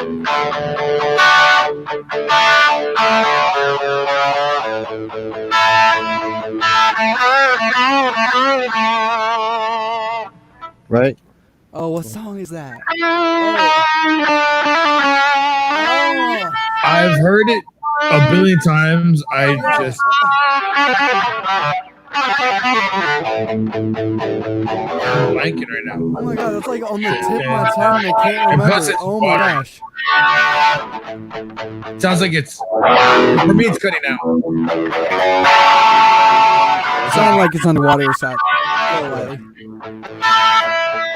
Yeah, I got that. I want you to want me. Wait. Keep playing. Keep playing. Don't worry if you want. Keep playing. Yeah.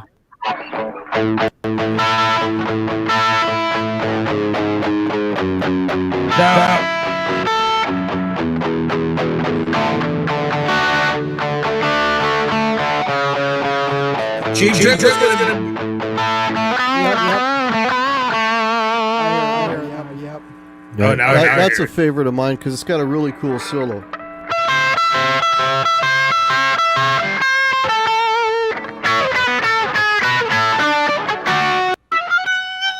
Cheap Trick are Gibson people themselves. They have like Gibson amps and Gibson heads. A Cheap Trick? No, man. He plays Hamer guitars. Yeah. He's got Gibsons, but he plays a lot of Hamer. And Yeah. I've seen a video where they were playing nothing but Gibson.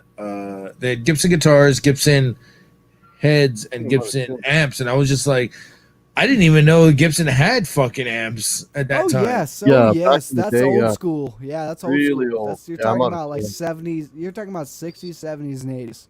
Very early Kinda 80s too. wonky there. This is probably very early when the internet was barely getting released, so like there wasn't too much like I couldn't like Watch the guitarologist now, dude. You can watch the guitarologist and stuff like that. Now, and stuff, and you can restore a couple Gibson amps. the gynecologist. Yeah, Brian, and I play the Rick Nielsen solo equally sloppy. He was like, it's sloppy but underrated, you know. Paul Reynolds is a guitar player in Flock of Seagulls. Yeah.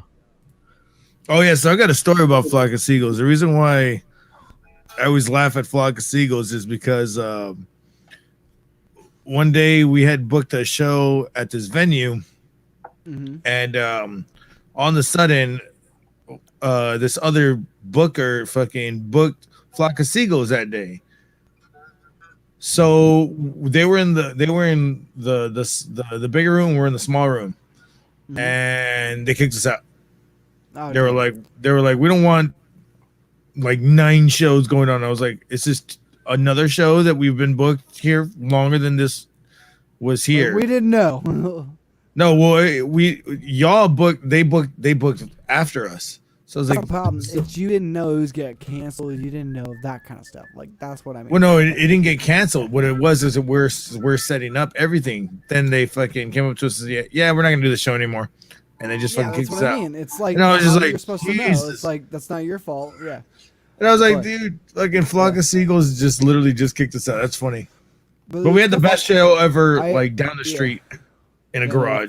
The first band that I ever did like music for, and I did that first band I did like I played and opened for. It was from the bass player's band of the original bass player from the Ramones after and stuff, like their Ramones split and everything. The bass player went and did his own thing. The bass player of that band was the band that I opened up for. But all those guys look like the Ramones. You ever seen that movie with the Ramones? Rock and Roll High Yes. School? Yeah. Yes. Of course. God damn it, dude! I have that shit on VHS somewhere. Yeah. No, so that's that's what I mean. You got to dial up these tones and try to get somewhere. But when we start doing Iran, I feel like Hack knows this movie. Detroit Rock City, yeah. But Oh, that's a good one too. start doing- sirree. when we start doing like Iran at a bar, they lose their fucking minds. People Dude, I don't love blame that. you, yeah. Which one?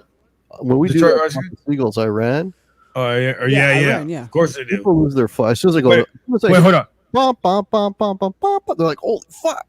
Do they lose their minds even more if you play a Tears for Fear song? No, we don't do any Tears for Fears. Of course, I don't. God damn it! It's not rock and roll, but it's pretty much like To me, it's like the start of like pop and roll. I gotta ask, is Mac a fan of the movie Detroit Rock City? Who? It's all right. It's all right. Here's another song. Here's another sound for another song. I think Hack would be more. Let's do it. Let's do it, baby.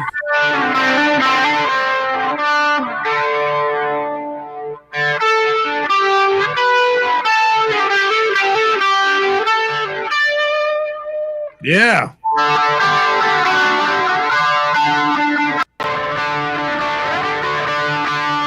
That's the other one that's got some crazy sounds going on. And again, it's a chorus with the delay, but now the delay on another setting. So Okay. yeah. Play some Michael Schechner. God damn. Only song Michael Shaker I know is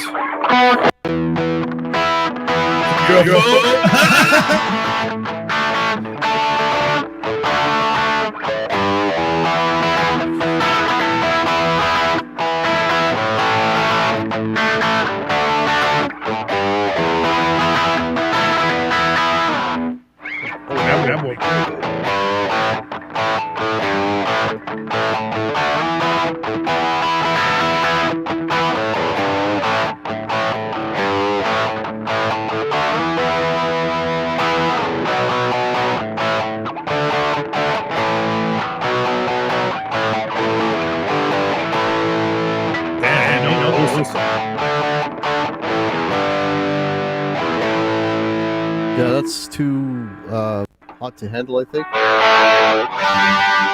Yeah. Anyway, that's all I know. I don't know. I wish we did some of that stuff, but we don't. No, We don't do any of that stuff. We do AC/DC, we do Highway to Hell, and that's usually a closer. That's usually the last song of the night. That's when everybody's all fucking hammered up and wanting to Highway to Hell, and everybody's just like, dude, we're pumped now. We're pumped. Yeah. You're not gonna encore. You know, it's funny because I love playing my Telecaster, and I love and it works for like 90% of what we do. But if I start playing AC/DC on the Tele or there's a couple of songs, it just doesn't cut it. It just, you need the humble for that. I know what you mean, because you're playing if you play it's just that tone that fucking the fucking neck is giving you. It's different. Yeah, I used to have the GNL ASAT Classic and stuff, and I used to play just like just everything and stuff like that and stuff, because other than my old Dean and stuff like that, that was my like really great guitar before I actually traded the GNL. Yeah, the Deans are good. ASAT Classic. Well, I traded the GNL for Gibson actually. So do you just stick to guitar covers that have your guitars in it? Like they played it out of it originally? No, not really. Well, I just did Iran. The guy's playing that on a Strat. No, we do I do some Tom Petty stuff. I played on this. Oh, okay, nice. Whatever. Petty, dude. We don't let the guitars limit what we do. But I was gonna say about the that'd be crazy if you had like every guitar that in your collection that you just he used this exact version actually. That's what I mean. Like I get that's like what that's like what I strive for.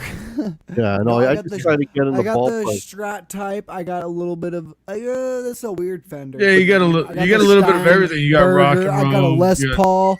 I got my Vola. Yeah. But the shitty part of like cover bands, because we'll go and see the odd other bands that do what we do, and the shitty part with a lot of these guitar players, it's not that they're bad players, but they just have no fucking idea how to create a tone, right? So you're listening to this guy playing like fucking they sound like a robot. They sound like a fucking he's playing AC/DC, and he's fucking got like a Metallica sound going on. Like, fuck buddy, it's AC/DC. There's barely any gain. There's no fucking delay on AC/DC. You're playing it almost dry. It's exactly almost dry, right? Yeah, exactly. Right? Yeah. That's it. You're not fucking... Keep going with it. You're not doing this. It's not that. Like, that's too much gain, man. It's... You sound exactly how I did. That's it. That's all you need for AC/DC.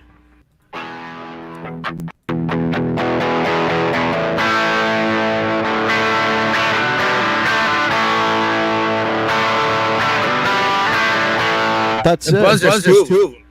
So You're not playing fucking more gain than that, right? Right. Not forget the.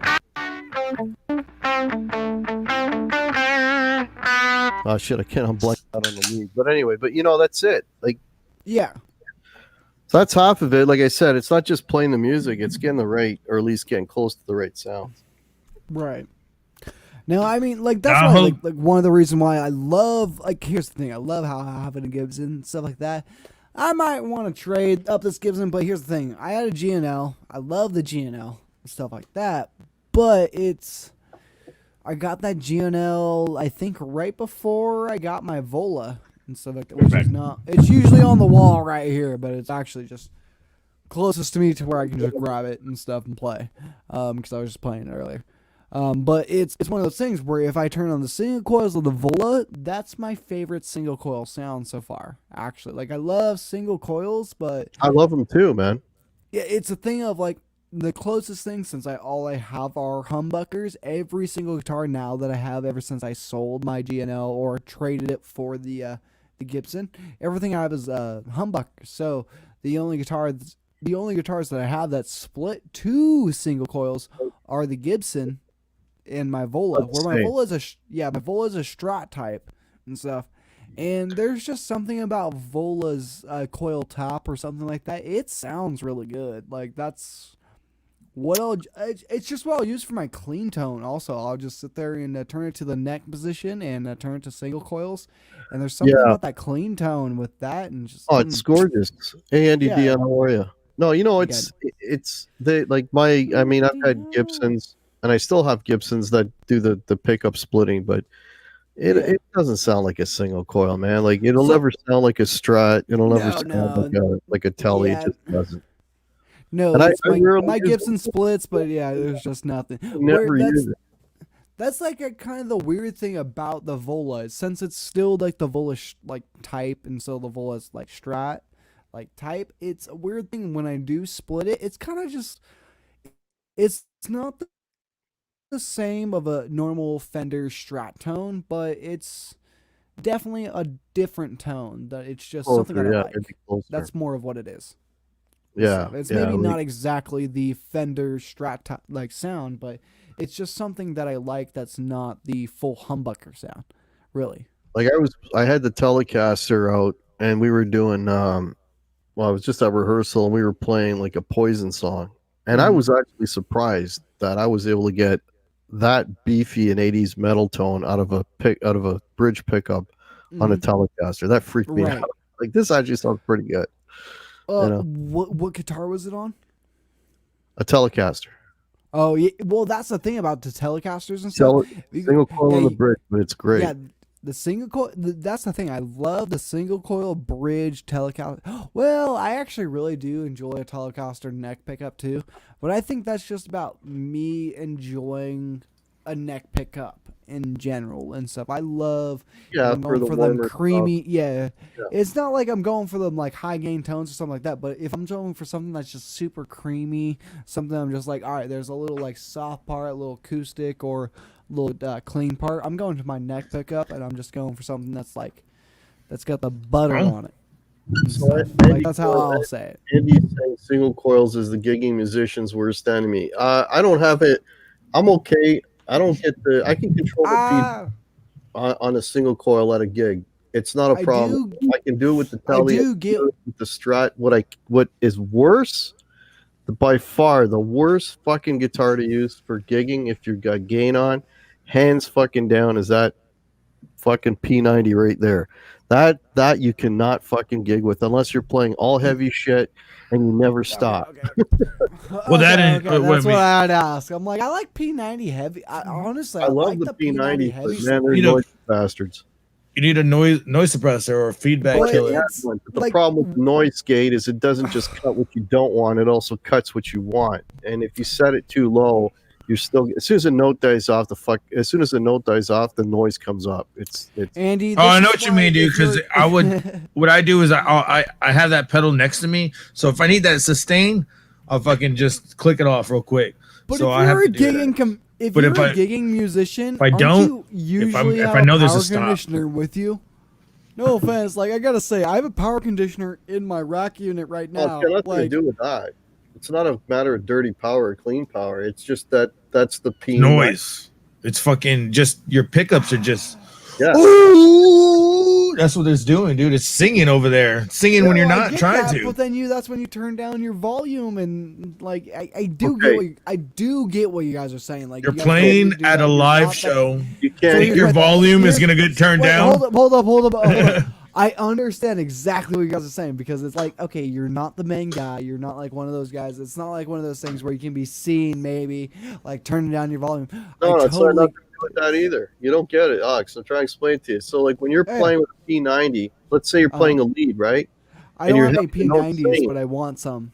You have a note singing, right? And as soon Yeah. as that note starts to trail off, the fucking noise comes up. Oh, when you okay, get your I fucking see what you're volume, saying. You just Yeah. cut your fucking lead off. You know what I mean? The whole point is Okay, you want that note to yeah. ring, and it can't. That's the problem. It's got a good it's got a weird overtone or I feedback see problem. that, That's what it yes. is. Imagine Yes, trying to I- play a solo, yeah. and every note will be like bing, bing, bing, bing, bing, bing. You know, Okay, because- yes. yes. Yeah. Oh, yeah, I see what you're saying now. Yeah. Right. If That you're would, bashing that out would not chords- be fun. Yeah. So, like, if you're playing fucking the Ramones or something, and you're just fucking bashing out chords, P90 all day long. like I'll do a lot of dive I do a Okay. lot of dive bombs, and I have to turn off the noise suppressor because I can't do a fucking dive bomb with the noise Right. suppressor on. But Right. Well, there's a yeah. lot of cutoffs in the music too, so it's like not a lot of cutoffs, more just like a little like pauses, like like not even like a breakdown, just more like in the middle of a fucking riff, like I'll do like a little pause just to finish the row. Yeah. Not like that. It's more musical because I never do music like that. I know his music. Yes, But- it is more musical, but yeah, I know what you're talking but I do have to have certain parts where I have to have the fucking noise suppressor on. Then I do have to have certain parts where I have to turn that motherfucker off, because if I don't, then my fucking shit is just fucked and I just ruined it, because you don't get a second shot when you're playing it live. No, you don't. I have Yeah. to agree with Andy Dion. I do like the HSS or HS for gigs and stuff. Yeah. But I also think that depends on what you are, because it's like for me or AJ, we're playing a lot on our bridge pickup and stuff. So we'll probably like me personally, I would love an SH system and stuff like that. I want a single coil in my neck pickup and a humbucker in my bridge. I used to do always HSH, and that's not even, I can't find those that's- motherfuckers around anymore for an Ibanez, Yeah, unless I'm paying like $2,000. Not without paying for quite a bit of money. Yeah, Yeah, HSHs, and Dude, and those were my favorite ones. All the RGs back in the day all have HSHs. I know those guitars. Yeah, and I'm a fan of having those different settings when I'm switching to solos. And then when I got my new guitar, I was like, I have to settle for an HH.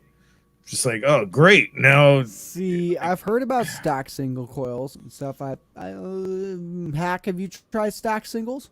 No. I haven't either. You- AJ? You know what? I was talking about the Ernie Ball that I have earlier, and it's 2 humbuckers, but it's got a 5-position switch. So what? Yeah, man.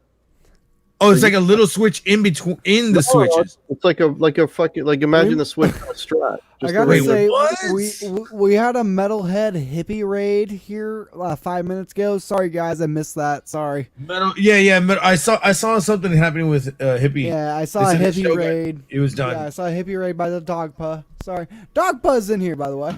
Hey, man. Dog paw. But Well, yeah, yeah. the beauty of that is I can Yeah, get that all with you.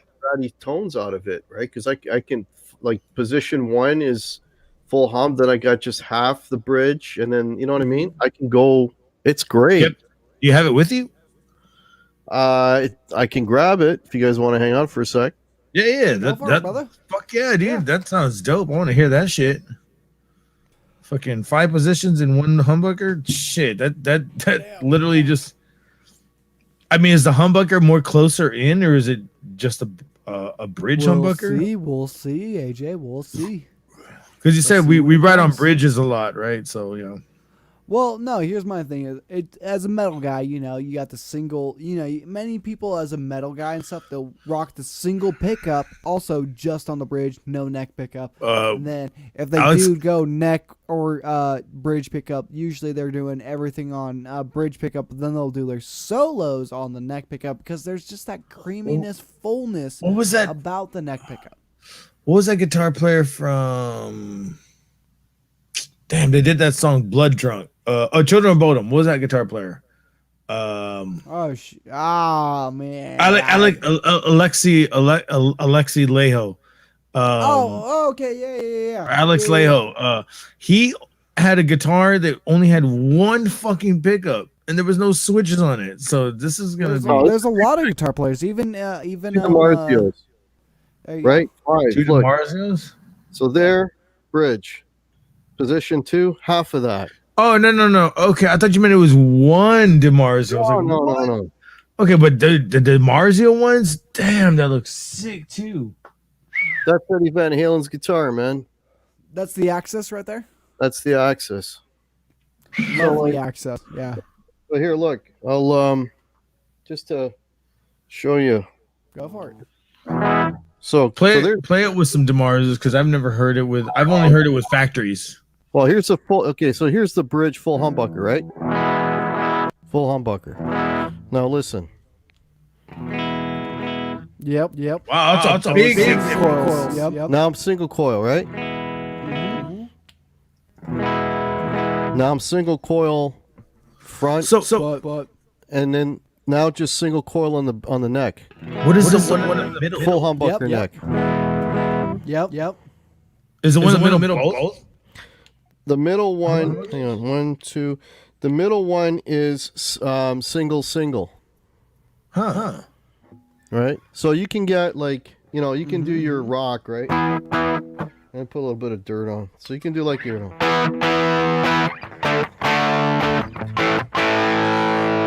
Then I go single coil. So it kind of cleans up. So there's no like this is what I'm trying to get at. There's no single in the middle. No. Yeah. You only get the 2 pickups, right? So, yeah. But my thing is, you can play you can get the stratty tones out of it.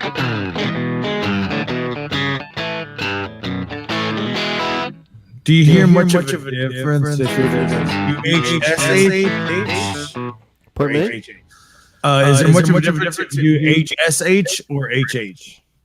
Well, HSH is when you're in the middle, you'll have a 5-position switch with it too, but the middle will be just the pickup single coil in the middle. And I noticed the right? tone on that is that would be like it would be punchy. It would be like a Strat in the middle. Yeah, that's what it sounded like more to me. Right? So Strat in the middle is probably the one I use the least. It's just very, very punchy, right? It's a punchy tone. It's kind of like not as bright and not as dark, like literally right in the middle. Yeah. But yeah, this. So it goes from a humbucker to 2 single coils. Goes humbucker, humbucker single coil to 2 single coils to 1 single coil back to humbucker again. Okay. Yeah, well, that explains my guitar.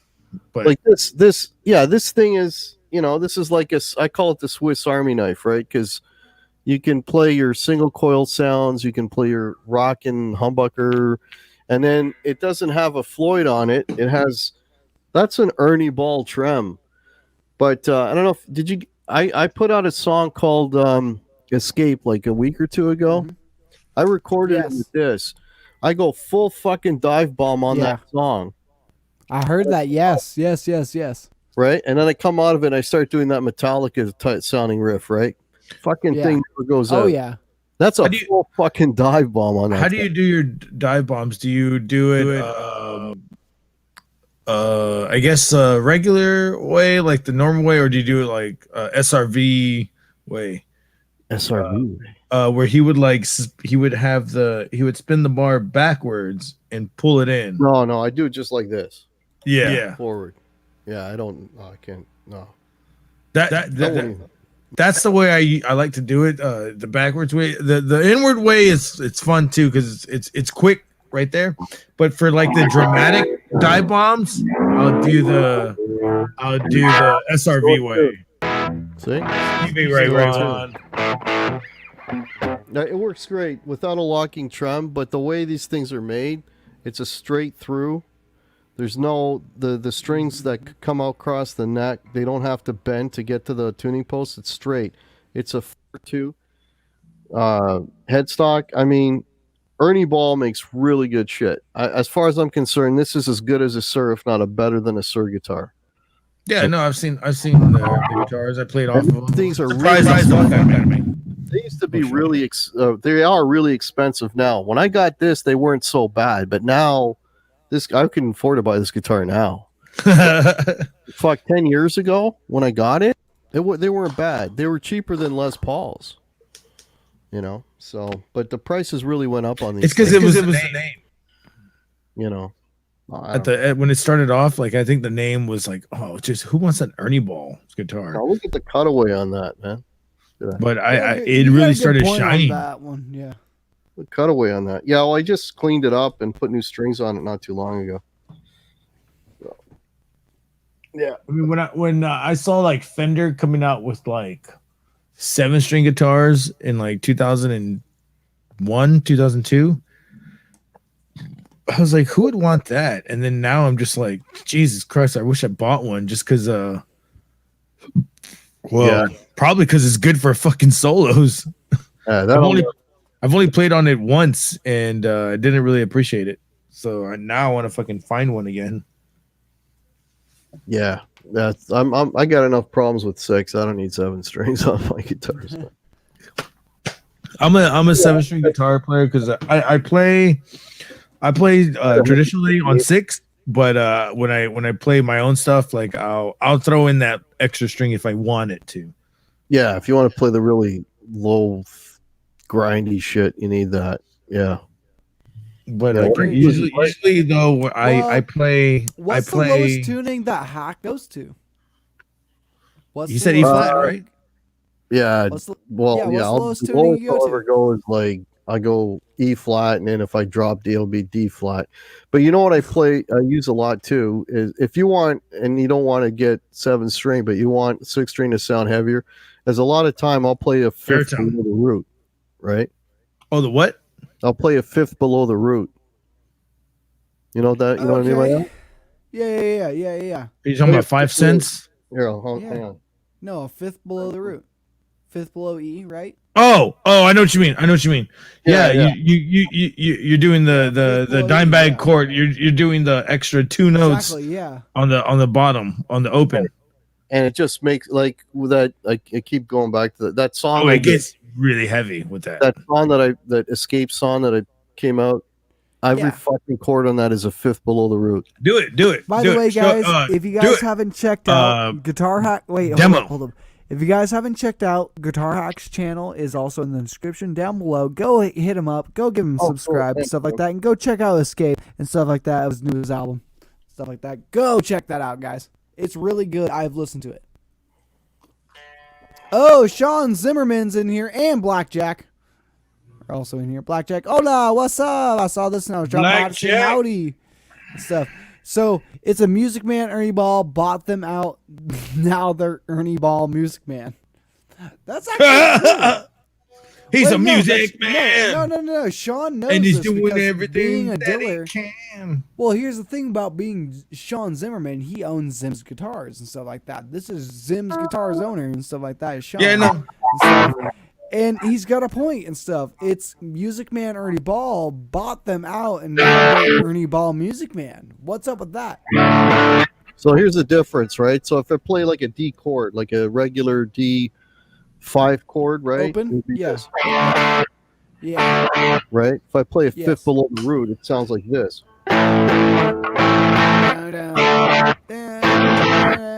Sounds fatter, right? Yeah, of course. Well, let me put a little more dirt on it so you can kind of hear a little better. So you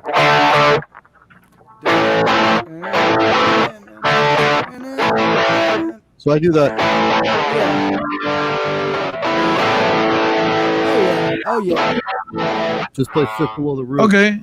Now I'll give you another trick that I'll give you a trick that I wait. Let me. Can I see that again? Because you're like doing the. Okay, that's the fifth. Okay, I see that. Yeah. Okay, I see that phrase. Okay, nice. So like this is your fifth, right? On the bar chord, right there. So you put that, play the octave below that. I bet you if you're to mute that, or palm mute it or something, like it sounds like really heavy. Yeah. Instead of. Yeah. You got.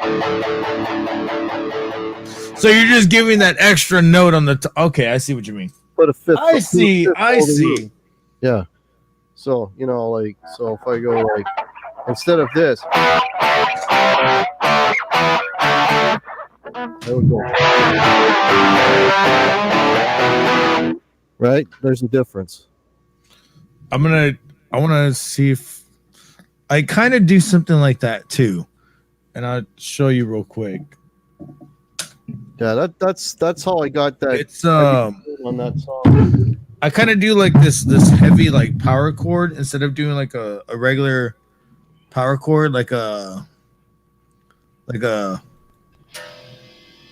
don't know if you can. Oh, you probably can't hear that right there. Instead of like a. Is that a 6 string or a 7 string? It's a 6, but I'm not hitting. I ignore the top note a lot. So I usually do instead of doing like a bar chord, I'll do like it's 1, 1, and 3 over here. So that's a fifth below the root. That's exactly what I'm talking about. Yeah. So like it's the same fucking concept. It's just like I do it in exactly what I just. You're not. I'm not doing this, or I'm not adding that extra one. But yeah, I do that. And this is an E. Yeah. Yeah, it's exactly the same thing. And I got that from watching just a lot of Dimebag videos and seeing him doing that. And I was like, oh, so that's how he makes it sound that fucking heavy. I didn't know that was a Dimebag thing. Yeah.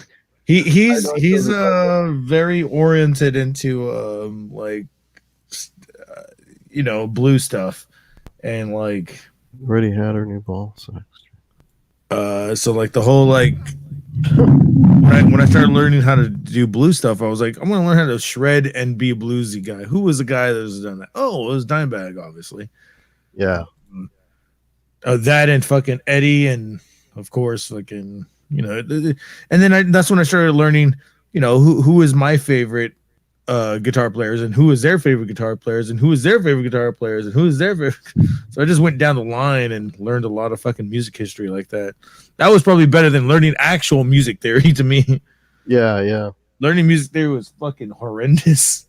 Well, if you want to learn how to compose some heavy riffs, listen to Black Sabbath. They're the fucking math. Of course, yeah. Oh yeah, King Crimson too. Yeah, I never got into Crimson. Please. They were like grade. They were like when I heard them, I was like, oh man, this came out 5 years before Sabbath main album, and Jesus Christ, good shit. I mean, I like Sabbath. There was one album that I heard them and I was like, wow, this is Sabbath.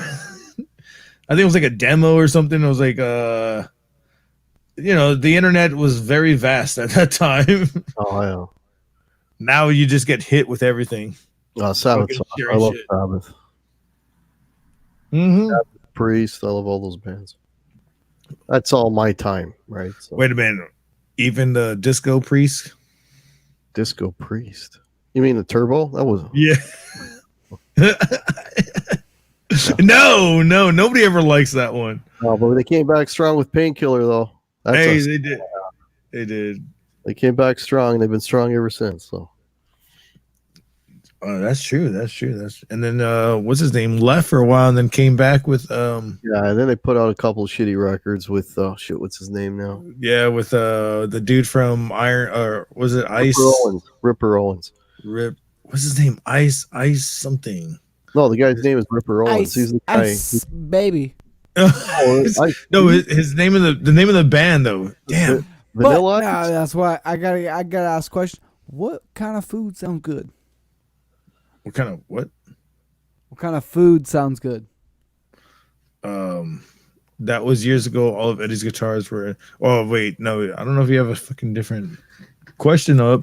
No, I did, but the question I have up is the question I have. It's what food sounds good. That's a question for myself. Steak.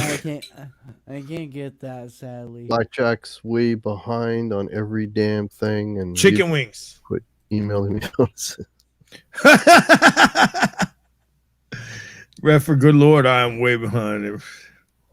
I don't. You know what? I don't get any email notices either. Half the time, yeah, it's weird. Blackjack is saying you're lucky about that. I get an email about every single YouTube. I don't know why. Every single YouTube I follow. Heck, I'm the same way, dude. I don't get shit, dude. You know, now I gotta look and find. Oh, so and so put out a new song. I'm like, fuck, how come it didn't come up in my feed? I gotta go search it out. You know, it's because people get what it is if you're not going to their channel often. YouTube starts filtering out what you should be watching. Yeah. Yes. So I start what, dude? There'll be if you're on the computer. Yeah. If you go to the sidebar, you'll see all these little blue dots, and I'm like, bro, I'm subscribed to like 300 people, and I didn't get 300 videos that came out yesterday. I only got 12. What is going on? Yeah. By the way, guys, I just want to end within the next half hour because we got Stafford's music coming on in the next half hour and stuff like that, and I want to give him, either some leeway or something like that, or we can go raid his channel. Either way. Yeah, go raid his channel. Yeah. Yeah, so, raiding his channel sounds good. So here's this. We're going to go a half hour more, I guess the most and stuff, and Hack needs to go or anything like that. Hack, you need to get out of here or anything, just let us know. Like, we're not going to we don't keep here. Yeah. Jump and watch Stafford as well. Oh, yeah. But, you guys, I gotta know how many people are in here right now? We got 11 people in here right now. 11 people? I might be going live tomorrow at 9, so if it doesn't come up in your thing. I definitely know that you're definitely a guy that comes around and just does your own random stuff. You know, you don't have just like me. I do. Well, I don't know. Dave's not here, man. Every oddball Saturday, I might come on and play some guitar and shoot the shit. But what my rock solid day is Wednesdays at 8:00. There's always a show Wednesday at 8:00. Right. I'm already booked. I got guests already into January. I can't believe this fucking year's over already. But dude, I got guests booked into February too. Hell yeah, dude. Yeah. Hell yeah. Yeah. I'm. I was about to say the same thing. Year's over in 2 weeks. Yeah. Hack, I love you, but it's what I gotta say. I got Stay Metal Ray coming in February. Like, have you ever heard of Stay Metal Ray? No. So, did you hear about some weird stuff about Joey Sturgis and the SDL Tone maybe a year ago about some drama and stuff like that maybe happened with them? Phil McKnight, Tone King, and did you see Tone King's air fryer review? I heard of it. I heard about it. I didn't watch it. Air fryer? So Tone King did an air fryer review with Stay Metal Ray just because they both randomly got hit up by, like we were saying, like they got randomly hit up by some random, company stuff, and it was an air fryer company, and they both got hit up by them and stuff, and they were just like, screw, if we're gonna come up with a video, let's do it together, and because it's an air fryer, like, yeah. They knew they were gonna like it, but it was a thing of like, all right, let's try this out. But then they live close together. They do that kind of stuff. An air fucking fryer. Come on. Yeah. On Tone King and Stay Metal Ray. I didn't see that. So here's the thing, Guitar Hack. Stay Metal Ray. He's a younger guy and stuff like that. He's now got like 20,000 subs and stuff. Wow, good for him. Yeah, but. That's how me and AJ over here, Garguts, that's how we met. Like Yep. we met randomly in one of his first live streams, and his live streams was just like he sat there and said to his like me like, hey, hit up each other, like each other, like, you know, talk to each other and stuff. Mhm. And that's me and AJ have just been hitting up each other ever since. He came into my live streams and stuff when I was lived in my old place, and then yeah, we all I got AJ in a live stream once before when I lived in my old place, and then ever since then we've been going off as my co-host. No, cool, man. Yeah. Brought him over. I brought him to California and stuff like that. It's been really awesome with this guy I have next to me. He's definitely a person I'll never forget, and always got That's us cool, next man. to me. Yeah, yeah. I've been doing my shit solo for I don't know how many years now. But it's okay. It's okay because I only got to worry about me. Right. Makes Well, it easy. yeah, that's the thing. But I gotta ask, like, do you ever feel lonely? Just like doing, like, here's the thing, like doing even just normal videos. If you're just like, you bought a guitar, you bought a pedal, you bought any sort of like equipment and stuff, and you're sitting there trying to like pull out that video, trying to do a review for that pedal or something like that, and you're just like, oh, I wish I could at least talk to someone about this pedal before I like put it out. Not really, no. Okay. No, because if I'm doing a pedal review, people want to know about the pedal. Yeah. So, and I don't really do a lot of reviews because I used to do a lot more when I haven't gotten a lot of new. Well, I shouldn't say that. I always get gear at some point, but it's been a while since I've done any reviews on gear. But no, not really. And the thing is, I do the solo shows. Well, my Wednesday, I always have a guest on, anyways. Right. So.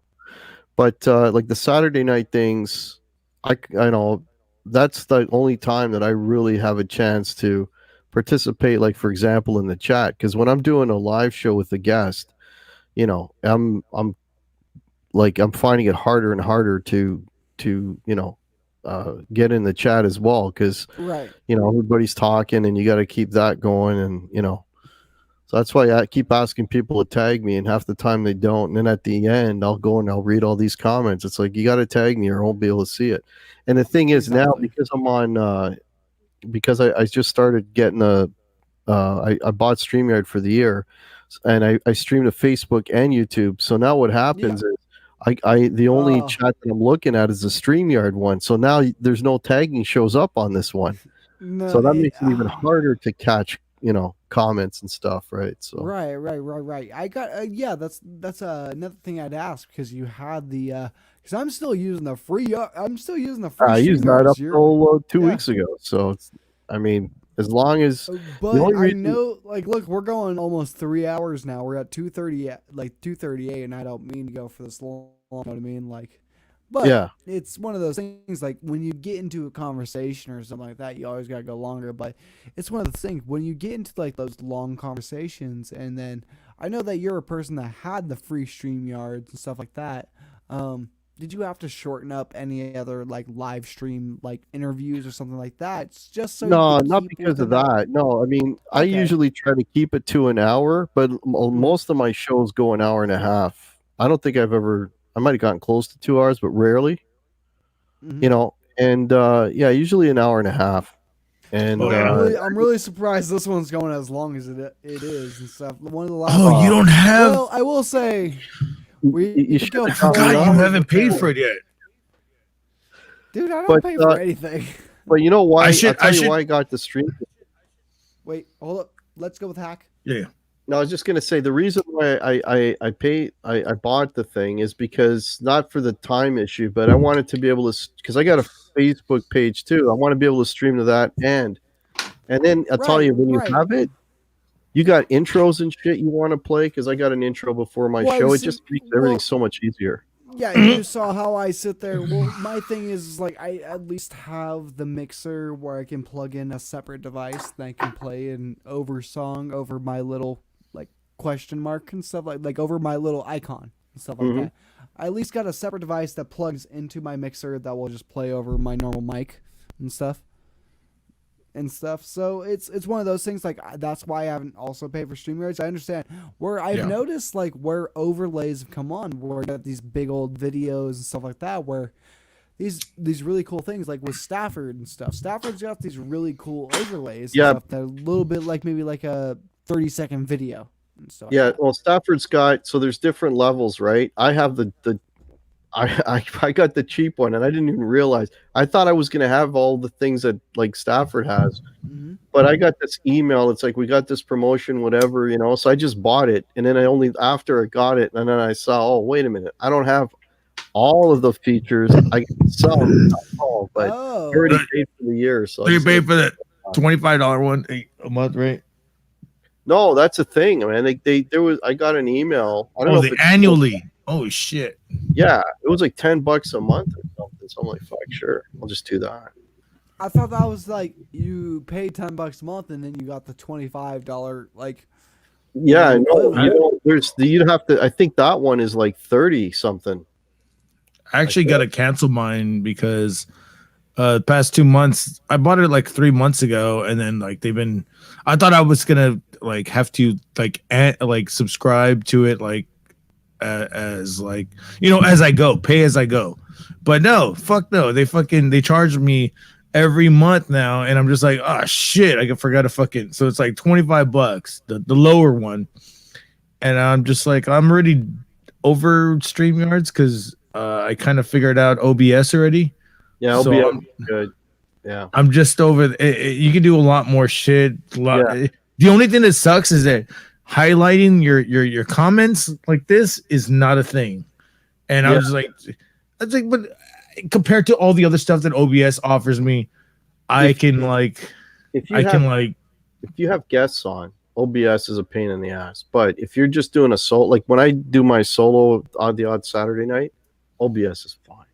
See, that's what I do. So I figured it out with right here guests. with us. Oh, did you? Yeah, so okay. that's what I do with us right here. Is I sit here and do this with us because I got you on and I got AJ on as a guest and stuff.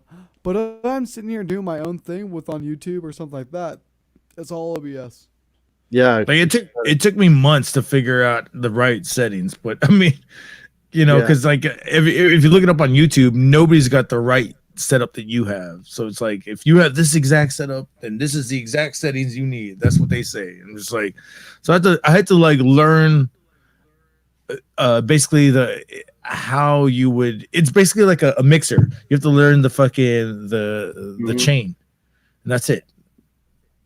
You learn the chain, and then it's fucking automatically just easy after that. Yeah. But yeah, StreamYards, I love it and everything. I just don't like that. Like, I couldn't like hook up like Streamlabs to it, like the donations and stuff, because I'm not like monetized. I've been monetized like 3 or 4 times on this channel, and they keep raising the bar. So I'm just like, fuck it, I give up. And then I found out that, you know, there's a way around it. So yeah, I don't know how that works. That whole, I don't know. I never looked into that. The stream. I know what you mean. I've seen it because I've used Streamlabs before, but I don't know how that monetization thing works. I've used Streamlabs in over a year. Monetization on YouTube, like they raised the hours. I know it works on YouTube, but I know what you mean by Streamlabs. They have another thing there. Oh yeah, and you would have donations on that. Yeah, I figured that. I got all that shit down, and it took me a while to figure all that out. And you know, since I've had it up, you know, like people like those little like when you donate and they have like a little gift come up and like a little joke or like a music comes up. Like people really dig into that more than they would with Super Chat. And Super Chat, honestly, it takes away from you anyways. They're taking away 30%. Yeah, Super Chat's a ripoff, man. Yeah, so I'm just like, Super Chat's cool. I feel bad for the people that are doing it because it's like, here, no, here's $5, right? And they take away fucking $3, and you're just like, yeah, you know, here's $2, bro. yeah, you know, so it's I know people realize that, but yeah, YouTube takes a good chunk of that. So that's why I like Streamlabs or Stream Element, because they are third parties that go through. It's just a donation that goes 100% to you.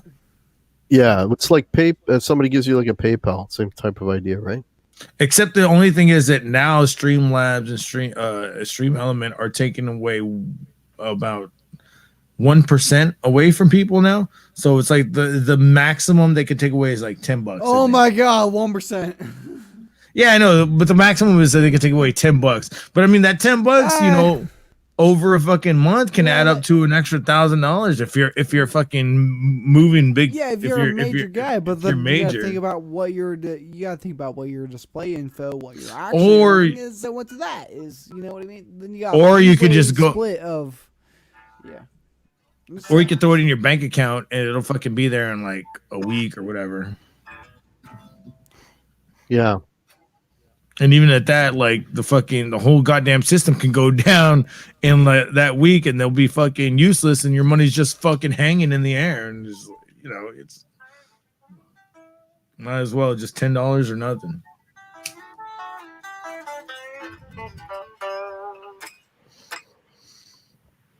Yeah. Well, if you want to, Alex, I don't know if your show works, but anytime you want to end it, you just let me know.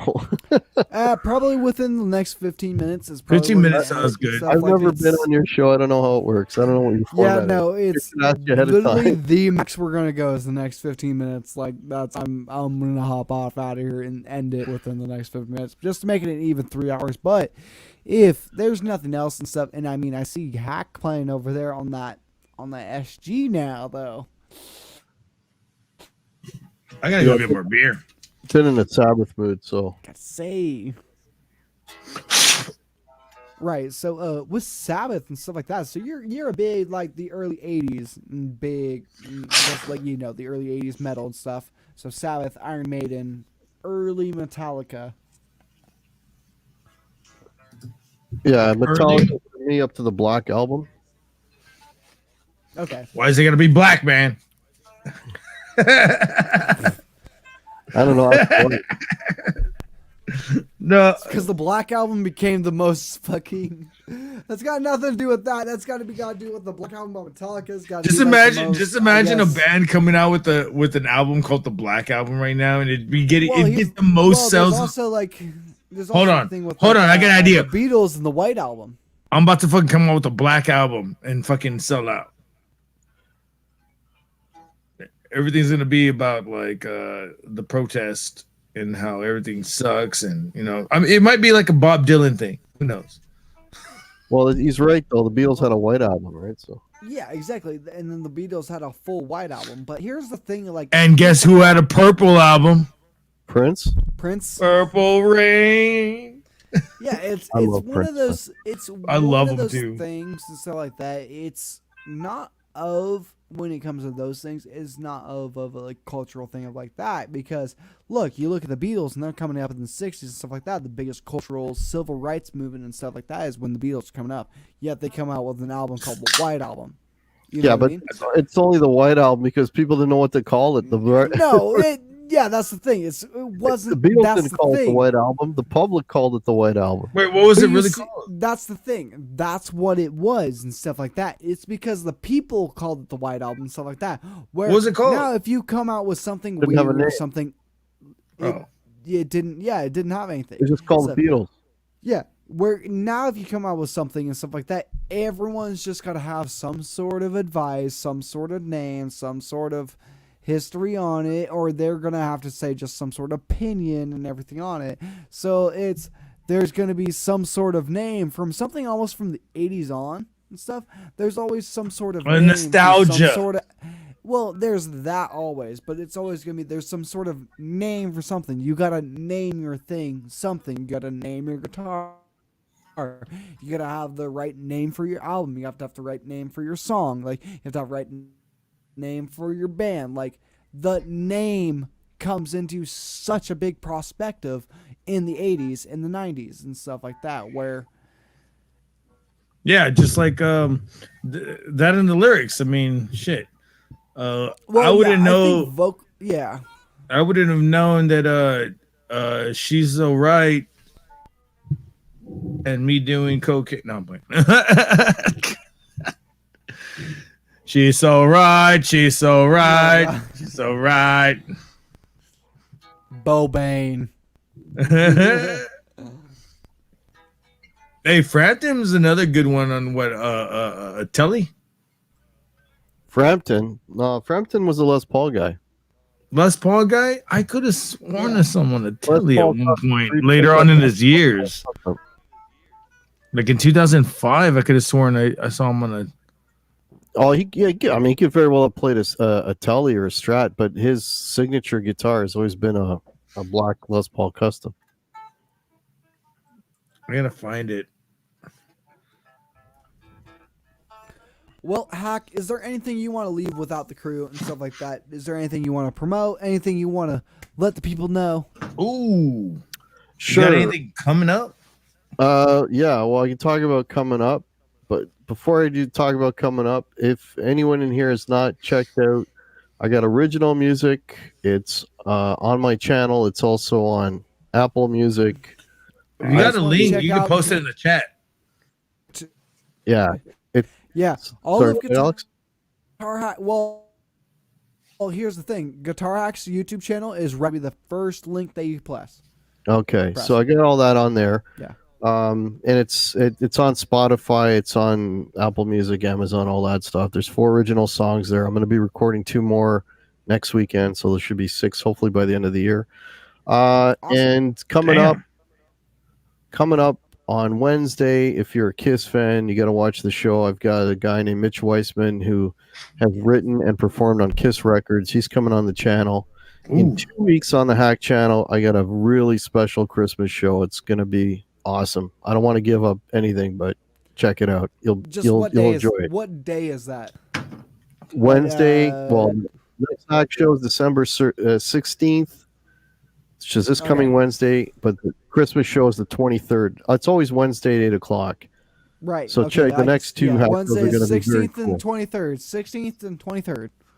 23rd, 8 o'clock Wednesday Eastern, and 8 o'clock Eastern, and probably tomorrow night around 9:30. I usually do this a couple times a month. I'm just gonna go live, play some bad guitar, and shoot the shit. Link to Guitar Hack is also in just the description down below. It should be the first description right in the description. First link in the description. My bad. The description. And the description 4 times. Like, yeah. Everything's backwards. I want to thank Alex for inviting me on, even though I way overstayed my welcome here. Hell no. And Garguts over here. It's more of like, I'm sorry that we sat here and talked to you so long. It's we have this problem of we'll sit here and just get into something like that, and we're just like, dude, seriously, dude. We just kind of shoot the shit, and then honestly, it just picks up, and then it goes down, and it picks up, and it goes down. Just like we're just hanging out, dude. Except without like the whole like, we're not in each other's space. Exactly. Oh, actually, I almost forgot. Tomorrow at 7 p.m., I'm going to be on Communication Breakdown with Sandra. Oh, Sandra! Gary. You guys tomorrow gotta check out. I almost forgot that. Yeah. Yes, Communication Breakdown. You guys gotta check out Sandra. She's one of the best mods that I've had on my channel and stuff like that. You guys gotta check out Sandra. Pocorny. Pocorny. I can't. Pocorny and stuff. Thank you. I'm really bad. I knew there was an R in it. Yeah. I just I was like, I can't say. Yeah. Last name's always mod on my channel. She's a mod on my channel, and she's always there, and she always does a great job. So yeah. Yeah, same. I'm actually, no offense, I'm actually kind of surprised Sandra wasn't here tonight. But it's Sandra's probably got, this has been a very busy week, YouTube week for me, man. I was on Pete's channel, Pete Pardo, See You Tranquility. We did a top 10 list, top 10 Jimmy Page solos. That's on his channel.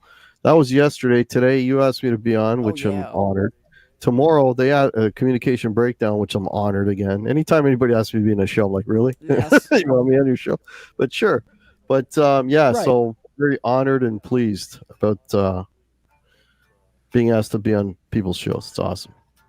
Yeah, dude. Yeah, always come by, here in a little bit. We're probably gonna go live on Garguts Entertainment channel here. Probably just a little after show of me and AJ and stuff. And if Guitar Hack wants to hang around, if he has to go do other things, get on out of here, stuff like that. But we'll probably do a little after show on Garguts channel. His channel is also in my description. Just scroll down and stuff. But yeah, so thank you all for hanging out. We got Zach Thong in the chat. We got Dogpa. We got Blackjack. We got myself. Oh, we got Janice Lala that had to go and stuff like that. I know that we had Sean Zimmerman and I'm pretty sure Bodark and Eddie's still here. Andy Dion. Yeah, let's think. We had Bodark.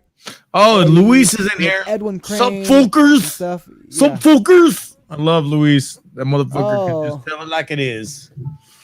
Not Louis, not the other Louis. Not hey Luis was in here guys. too. Everybody else, Brian Else, Janice Lala, Edwin Crane, Quentin James, and stuff.